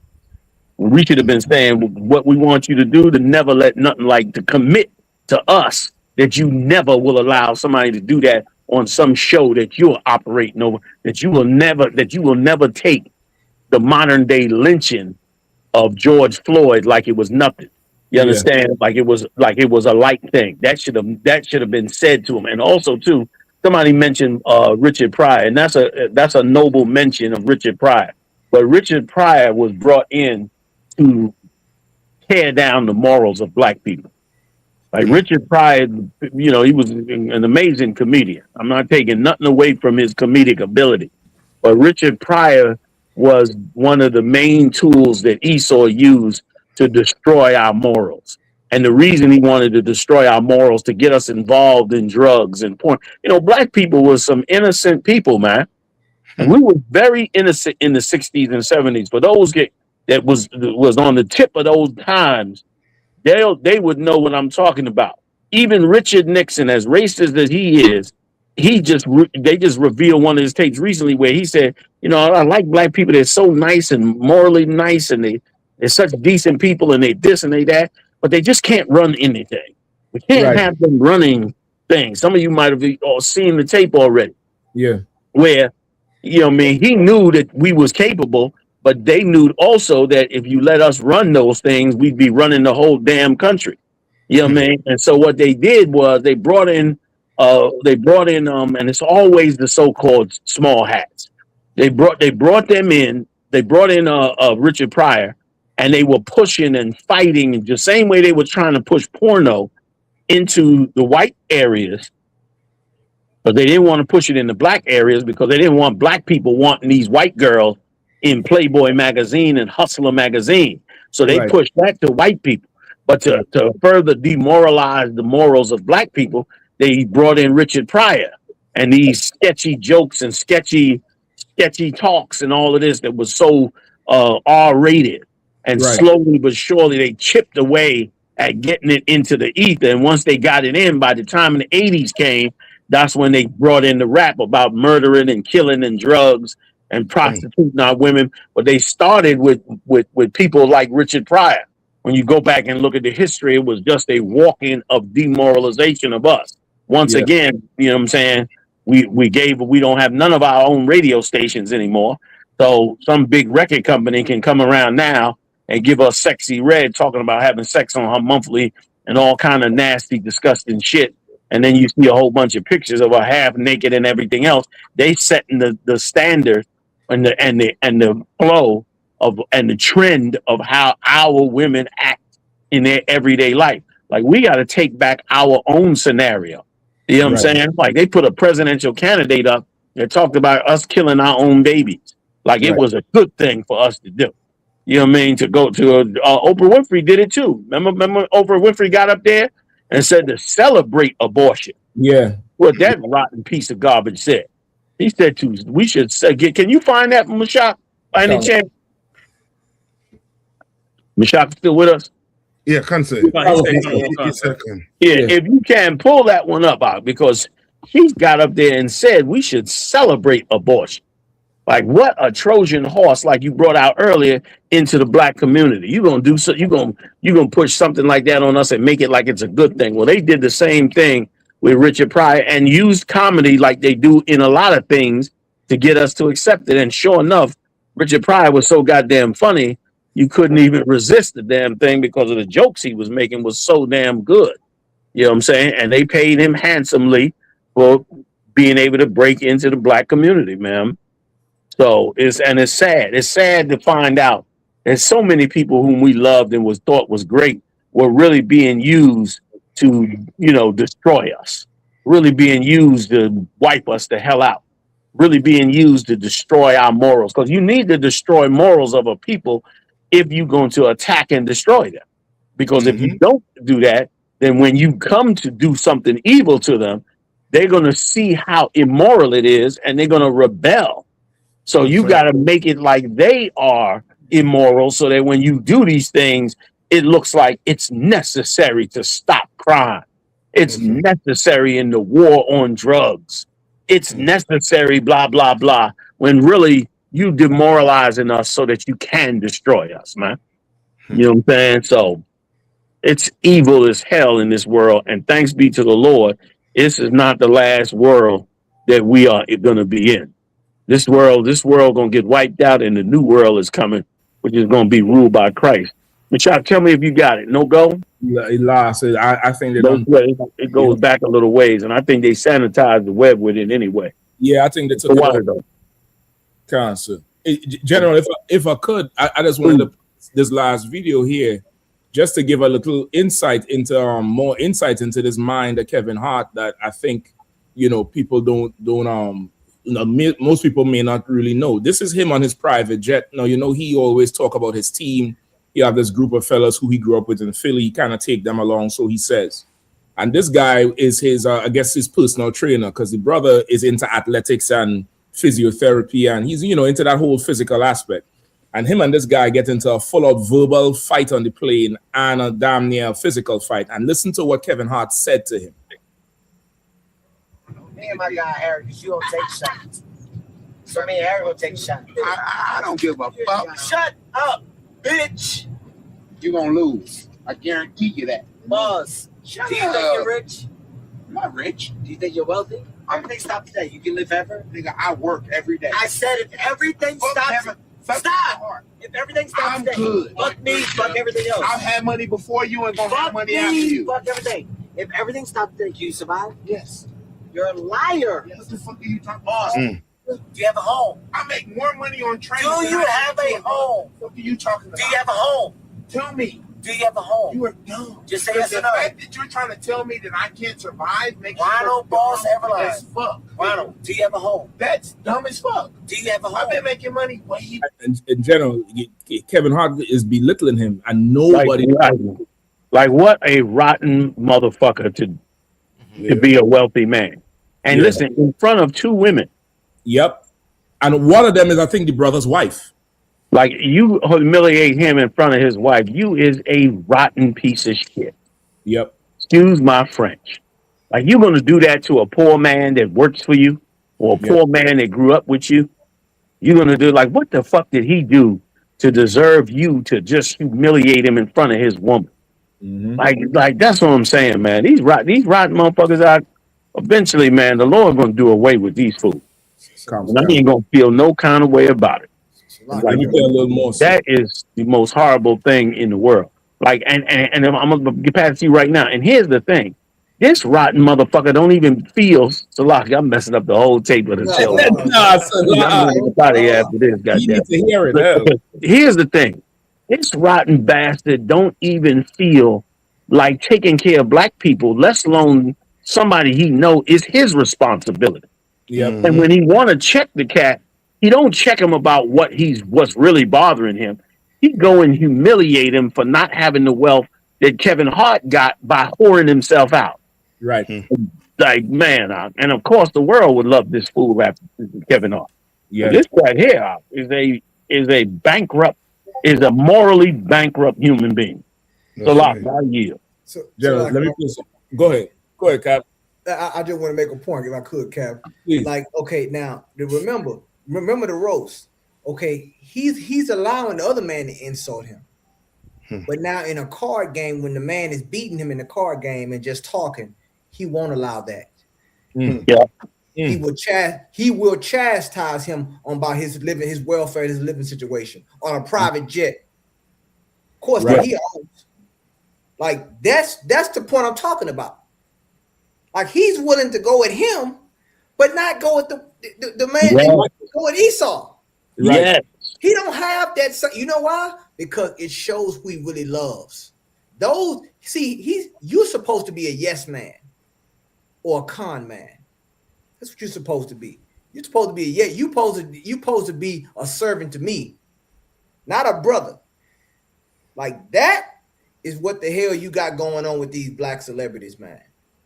You understand? Right. And the people Like this cat think he's supposed to win the card. Like this cat's supposed to throw the card game. Yeah, he beat the same way he sells himself out. He wants this cat to sell himself out in the card game. Like and I think that was one woman. I think the other cat just looked like halfway like a woman. His face all pushed up like a woman. He high, so he high up there. What that is? 'Cause he in there looking, a mess. And Gerald, ain't nobody step in and say nothing. Ain't nobody tell him, man, you going too far. That's it. Nobody said nothing. Nothing. They stay quiet because they all want to make sure that check coming. Only this brother, the balls, the cojones, the integrity to be like, hold up, nigga, you ain't gonna talk to me like that. Exactly. Exactly. Like they ain't nobody saying nothing. And there's a quote that says, when your dog barks at you, somebody else is feeding the dog. He'll bark at his people, but he won't bark at them. Where's that same energy? Right. Like that. I yield. And Handcap, what would be good too? You know what I mean? I know Video Man, but when the video he did on Breakfast Club, on the Breakfast Club, yeah, when he said, "What you want me to do?" Hey, do that. Yeah, do this thing here. Play that shit. Play that shit right there. What you want me to do? Play that shit right there. Right. Yep. Heavy. Son. Heavy. Do what that brother is doing right now. Yeah. Defending his integrity. Yeah.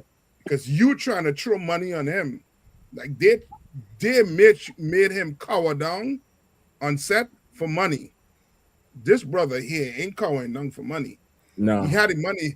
He beated him in the card game so bad. The money stacking up in the corner right there. Yeah. I'm talking mess to him. But it's if you've seen the whole thing, because I've seen the whole thing, because this is when Kevin Hart was filming the whole journey, everything he'll do on the radio. The whole thing, Kevin Hart started the whole thing. Like the general was saying, something else is bothering him. And as he gets in more drunk, more the demon coming out. Yeah. If I could play the rest of it, because they get to fisticuffs, so they have to land the play. Oh boy. Have a home. Just say yes or no. The fact that you're trying to tell me that I can't. And listen, he equating it to you have a home, just like you see that movie Roots with Fiddler with the wooden floor. Yeah. Things that matter to this coon. And this brother is like, listen, I'm gonna be fine. I'm doing so and so. Like this level of the success they think we should have, and what we really should have as level of success is two different things. Ronald, boss, Everline. Fuck. Ronald, do you have a home? That's dumb as fuck. Do you have a home? I've been making money way before this. Why aren't you answering the question? You sound dumb. Ronald. No, I'm serious. Take this shit. Fuck you. Fuck you and everything. Oh, Stand the fuck down, man. You You out of line. You think you make fucking right? You out of line, man. You out of line, bro. I don't care, bro. Stop. You want to fucking They get to full fisticuffs. And I don't know if you see right here in the background. Hold on, let me see if I could pause it. There's some devil on the plane in the background here, and he just Fuck you. stand the fuck down, man. You out of line, man. there's a devil right here. And he just ignoring the shit, let the monkeys trip him out. Yeah, he probably was the one instigating it in Kevin Hart's ear all week. All week, calm. Waiting for him to snap. Right. Yep. And they got to full fisticuffs over the thing Kevin Hart had, because it was people came at him for how he treated the brother. Because this is one of his loyal men. He, physical trainer, launched his own brand, all that type of thing. And the way he talked to him is like he talking down. And then Kevin Hart came out later and apologized, and he said he'd never do it again. But this is who he is. That's him. And that's why, like Cat Williams, like, okay, I got a level of respect for Cat Williams. You know what I'm saying? I don't agree with everything he say, but one thing I can say about Cat Williams, he don't give a damn about no industry. Right. That's one thing I can say about Cat Williams. Like, he made peace with that cat on that same roast, but like he don't give a damn about their ass. He gonna say what he, you know what I'm saying? He gonna keep it all the way on his level, how he feel about it. But that right there, like, that is just showing you where his level of aggression is. He has that level. He don't have that same energy against them when they joking about another brother that lost his life. Yeah. You gonna say what? And that was the heavy point, Captain. I thought about. Why don't you do that? Why don't you turn that? Oh, you only got that for people that you, and then gonna say the man is unhoused. you don't have a house. You understand? Because he beat Talk you. about humiliation. Let me tell you something, man. Your integrity is worth everything, man. The Bible says a poor man with his integrity is worth more than a rich man. It's way right. more worth than a rich man. That's one thing you got to have in this life is your integrity. That has to go with you to the grave. Yeah. You know what I'm saying? That's not an accessory. That has to be undetachable. That's what the hell you dealing with these goddamn celebrities and all these people up in this goddamn world, man, who love this world. You understand? And people like him are a dime a dozen in Hollywood and in that realm. Yep. And if I could, Salaki Cap, go ahead. No, listen, you know, to Officer Hawo. He sent me the video Joe was asking about, I think, with Oprah Winfrey. Oprah? Okay, I pulled the article up. It's not a video, it's just the article. Okay. It's just the article with the shouty abortion, but it's not the video. Okay. If I could, General, too, like even like we see it in our communities. Everybody knows some brother who makes something out of nothing, starts some business, whether it's selling cars or driving or cooking food or something, and he have a crew he starts with, and they'll talk about, man, look where we came from, look what we could do now. Listen, this is what I want to get next is this and that. Instead of him saying, man, hey, listen, I have this move I want to make. I want this gonna pay us all. Everybody gonna be able to have a house. We're gonna be set for life. Instead of doing that and showing where we come from, you now trying to take a leg up on him because you're such a little man. You're such a small man. Your spirit is so dark that you miles high in a private jet and you still got to hate a black man. Like it is absolutely unbelievable. It's absolutely and more and more, General, for sure. You'll always say it. But you can't, outside the truth, there's nothing. Yeah. Outside these doors, there's no integrity, there's no brotherhood, there's no loyalty, there's no discretion. There's none of that. Yeah. I wonder if he would have ever said that to a white man he playing cards with. Right. Yeah. Right. He would have never said that to no white man. You have a house. Can you survive after this? He would never say that to him. His career would have been over. Yeah. Been over that night. The scriptures say the foxes have holes, but the Son of Man don't have a place to lay his head. Christ didn't have a house too. What does that mean about Jesus Christ, Kevin Hart? Come on, exactly. What does that mean about him? Like these Christians got to go, man. These rich Negroes, their time is up. I'm really happy Trump's stressing them to hell out. It's a pity it's at the expense of our brothers, but we're gonna get through this thing. We're gonna band together and get through this thing. But these Negroes, they got to stay on that side of the fence when things get separated. Yeah. Make a goddamn donation and shut your damn mouth. That's right. That's it. So that was it. I just wanted to show that just to get the backdrop on this bastard here. He played all smooth and shit, but he a little bit of liquor getting him. He turned on the men who he grew up with. The men who was his friends when his family fell apart. He always talk about his family falling apart and his uncle and his father. He make jokes about all of them. Yeah. But these brothers stood with him and took care of his father and his mother, and that's how you go at these men.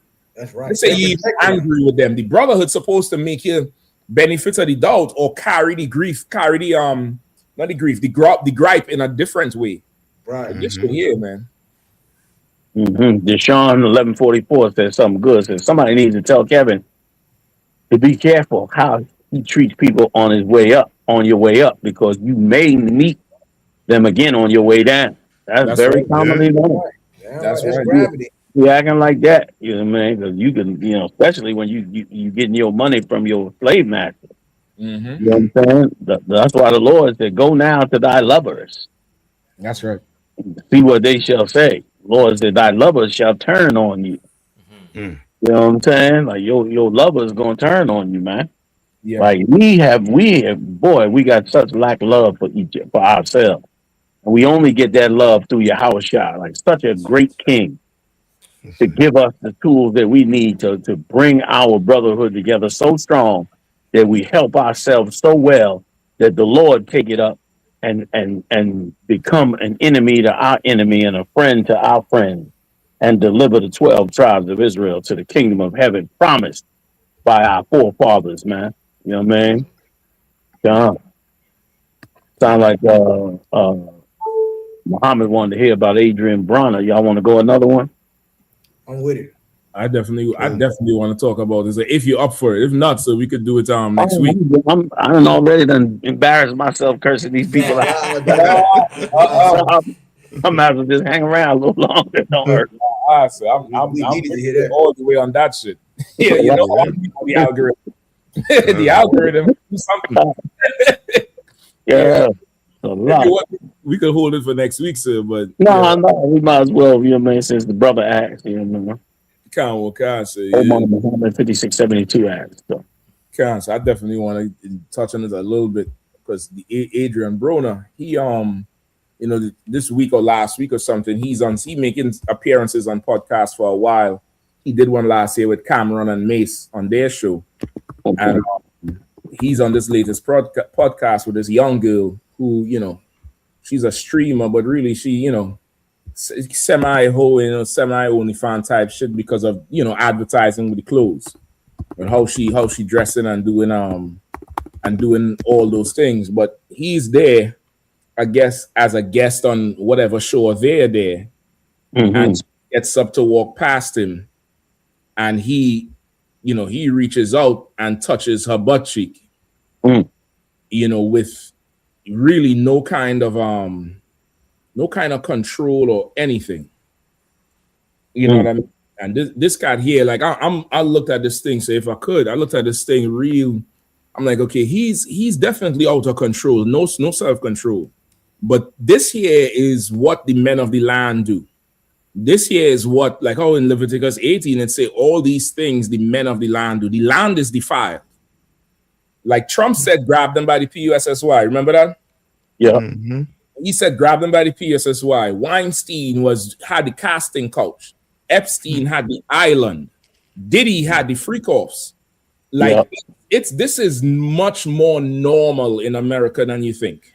What he did here, this is way much more normal because this is the vile kingdom. It has become the home of every foul beast. And because we don't come out of her, my people, we taking part in her plagues and her sins. Like he's doing what's American culture. He's sitting on that couch with his chest out like he's in a strip club. And she walked past and that tail swinging, and he could not help himself to violate her.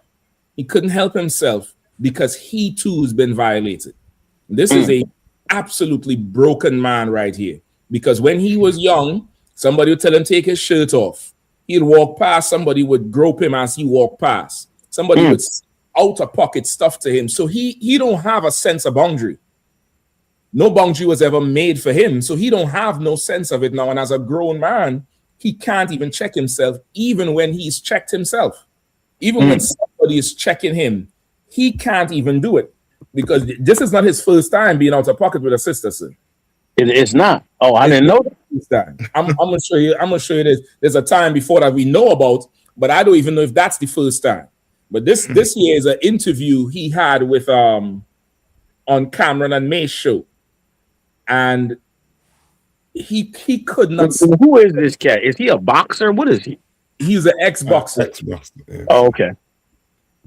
He's an ex-boxer, and they would interview him because he's very controversial. He's very he talk a lot of shit. He talk a lot of shit. That's the best way I could describe it. Yeah. He talk a lot of shit. So of course having him on is good for content. Got you. You know what I mean? It's just somebody who talk a whole lot. So as he's on the show with Cameron and Mace, the girl in the middle, I think she's related to one of these brothers, either the cousin or the niece or something. But she has a man, and he's backstage. Cameron already told. Go ahead, sir. Her man is backstage. Her man is backstage. Okay. Apparently he comes to the set every now and then, but he's there. Cameron already told Adrian Broner hey, this girl, she off limits because he finds her attractive. He said, listen, she off limits. Her man is back there. You got to have some respect. So throughout the interview, does he say this on the show? He told him it before, but then he says it after too when Adrian Broner couldn't help himself.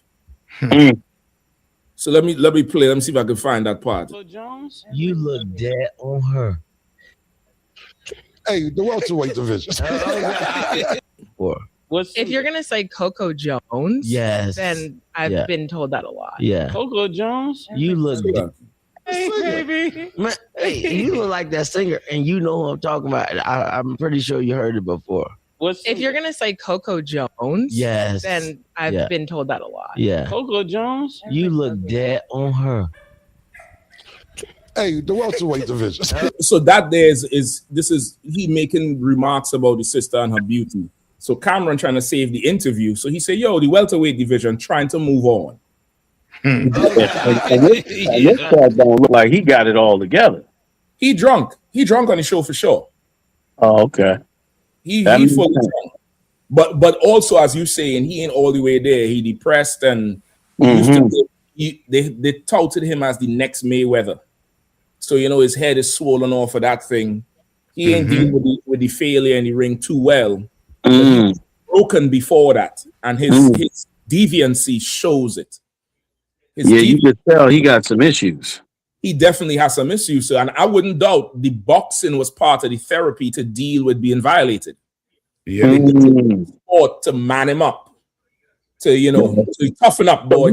He admitted to being violated in his youth. See?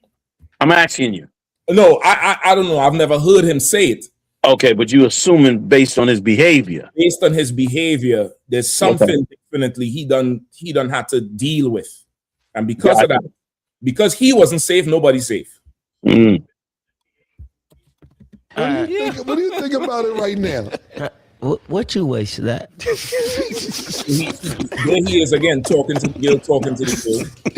I'm not gonna sit my weight on camera. Yeah, that's like crazy. I'm not gonna answer that. Not on the way I'm supposed to be. But the welterweight division, right? Stat. I love you. What God. I'm sorry. My bad, y'all. My bad. And what about with Floyd? Right. So now Cameron is getting upset because he can't stop, and he's saying these things. And the girl husband backstage, Cameron already talked to him, say he going, make sure she's treated right. So he getting upset now. The interview went on for a little while, but this is towards the end when if I could, she is for sure acting like a chicken head. Kind of one kind.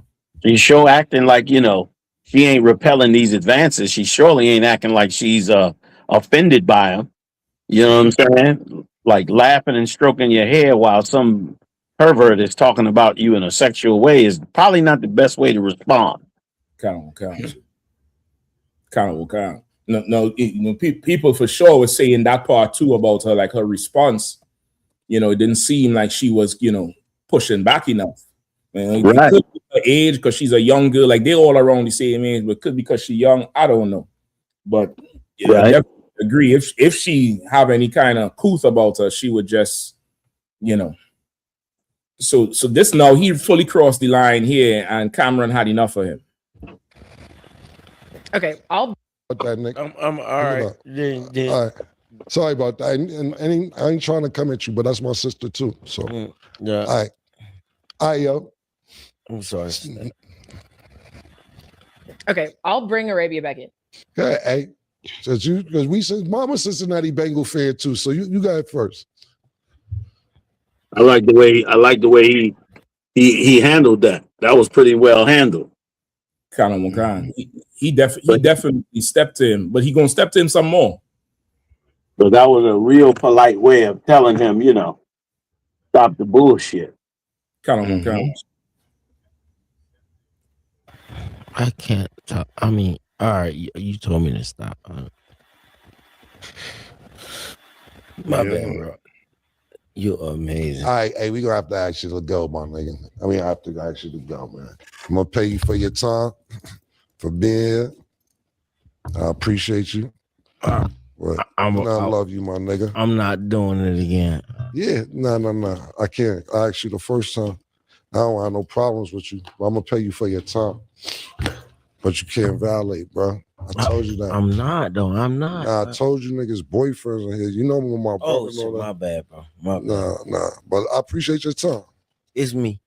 Nah, well, if you want to wait for us outside, you could, but I'm not gonna sit in and not value your time neither.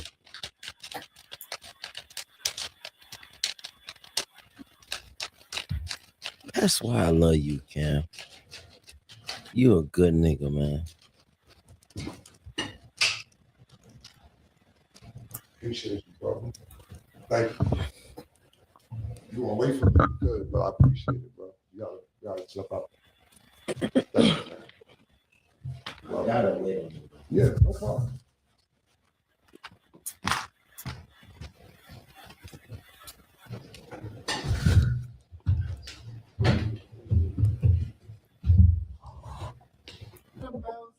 Welcome back. Now, Right. So the general, he just got up, paid him his money, and asked him to leave because it's too much of a violation. And that's kind of how you had to deal with somebody like that. Like, it's because you can't be around people.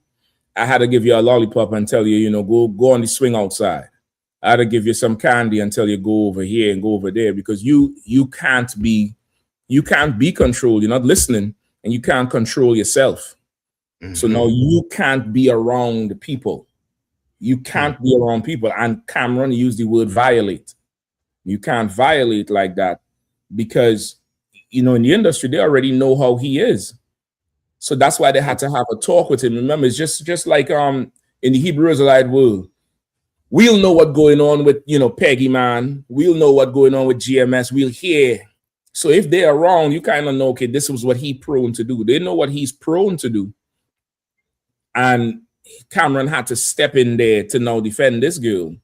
But in the other video, in the other scenario, nobody was there to defend this girl here. Like, she had to have, her ass groped, because, the whole land is defiled. This is the way of America. Nobody ain't gonna do nothing. If money is involved, just let it happen. The deviancy gets to, be proliferate all over the place without being checked. And life goes on.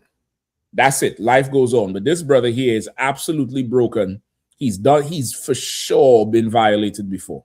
He's been molested, which is why he's so broken. That boxing was everything to him, because it took him away from that hurt. And because he couldn't succeed in the boxing due to discipline, now he's back to nothing again and just being a whole menace and a deviant. Normally somebody would break his hands for this shit, bust his face up for this right here. You don't know if this girl have a man or not. Neither do you care. Because on the Cameron and May show, they told you she has a husband and he's backstage. You wouldn't stop. You wouldn't stop. And the way how Cameron dealt with the general was so right. That was real brotherly and strong, where you want to fuck him up. You want to violate him. Yeah. But you don't do it. You just realize this. He can't be on set. He tell him wait outside. He couldn't even wait on the set. You go outside, man. Go wait outside. Go play in the back with the puppies and them. Go. You can't be around right now. Yeah. You know what I mean? You the brothers and sisters out there, you should not be this type of person. You shouldn't be him, and you sisters, you shouldn't be her. You shouldn't be in there in a room full of men dressed half naked. And then normally, y'all know I always go hard on the sisters so much they think I hate women. But I would now skip past what she has on for this sake. If this girl had on a top and a tent with a pillowcase over her head, he'd have still violate her. Yeah. He's an absolute deviant. He cannot control himself. And you are some young teenage girl who looking more mature than she is. He's going to find himself attracted to her. He's going to do it because he's been violated. He doesn't understand that the boundaries, where they stop and where they begin. So, lucky. That's right. If everybody want to jump in. If not, if we good there, Akim, I'm to warp to rolling. Hey, you said it there, Kyle. Most I ain't right. Because as you're saying, like, I mean, no matter what she had on, he was going to do that. He just Like you could like the two different sets, and they could clearly see he cannot control himself. Right. You know what I mean? Like he needs to stay home. You know what I mean? He don't need to go, you know what I mean, nowhere unless he get some type of therapy or something. You know what I mean? But because he is going to, because I look him up. He have you know what I mean, quite a few court cases that he had to pay a woman. Yeah, he definitely don't got the discipline. I would tell him come to class, but he might end up hurt. He might end up hurt. He could learn online though. He could learn online, and over time he might be able to get fixed and come in Hebrew Academy and get fully right and get that demon vanquished for him. But I ain't sure he could survive in a class because this thing in here, that's not, certain things is not tolerated in here. Yeah. You know what I mean? It's not tolerated at all. You brothers make sure you controlling yourself, because that thing, to be that, loose and out of control, you're a menace. You're really a liability to your friends, to your family, to yourself. You're looking to get hurt. The demon wants you to get hurt. You know what I mean? So I think the general says Salaki, he lost the signal. Yeah. So I think we're going to go ahead and wrap if it's to war. I think everybody under some stress tonight. A warrior, I think his internet went down and never came back. You all know they've been flashing me for the last couple hours. The whole block in darkness. Yeah, I'm gonna be sitting by the window tonight. Come on through. Go ahead and pull up. Go ahead and pull up. Do a man in motion if you want to. Do a man in motion if you want to. It's like that. When they say, who want to rump with me? Listen, who want to rump with that camera? When he got that, he said, hey, look, he said, who want to rump with me? Damn right. I'm trying to tell you, if that's what they're doing, let me know. I got the light. Don't worry about it. When you see that beam, you see that the Biggie Smalls thing, they see the beam and they say, oh shit, you got one too. Don't worry. I know just what to do with all that darkness. Go ahead and play if you want to. I'm just giving you fair warning. So yeah, we're gonna go ahead and roll to water for everybody coming through, the whole crew. Don't forget Command General Hannah gonna be in DC this weekend. We're gonna be doing DC tour Saturday and Sunday. Gonna be up in Baltimore for the Feast of First Fruits. We started at 5 p.m. 5 p.m. Akim, you'll make your way down there.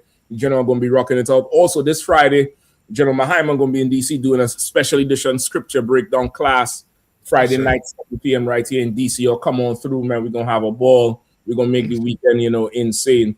Damn right. So big up the whole crew who always on the inside. Captain Nathak holding us down from the Carolinas. You all know Captain Kahan running it down and staying away. We are we are Captain Sawap. Kahan Salaki. I'm mixing it up. Kahan holding on the south. Yeah, I mean Salaki. It's late. Captain Sawap holding it down from Trinidad. Right. Yeah, Officer Kazaga Ahmad holding down DC and Baltimore. Warrior was here earlier as well. Sak G was here earlier as well. Brothers have to roll out. And of course, Commanding General Hannah, give one courtesy salute. I know he's still watching Aloapan. Yeah, Barack. Yeah, how about you know what I mean? Yeah, Jumita. So we're gonna roll out with that. Don't forget, pay your tithes. That's right. Sending 10% of your increase in earnings to the priests and prophets of the Lord. And with that, shalom. Shalom. Shalom.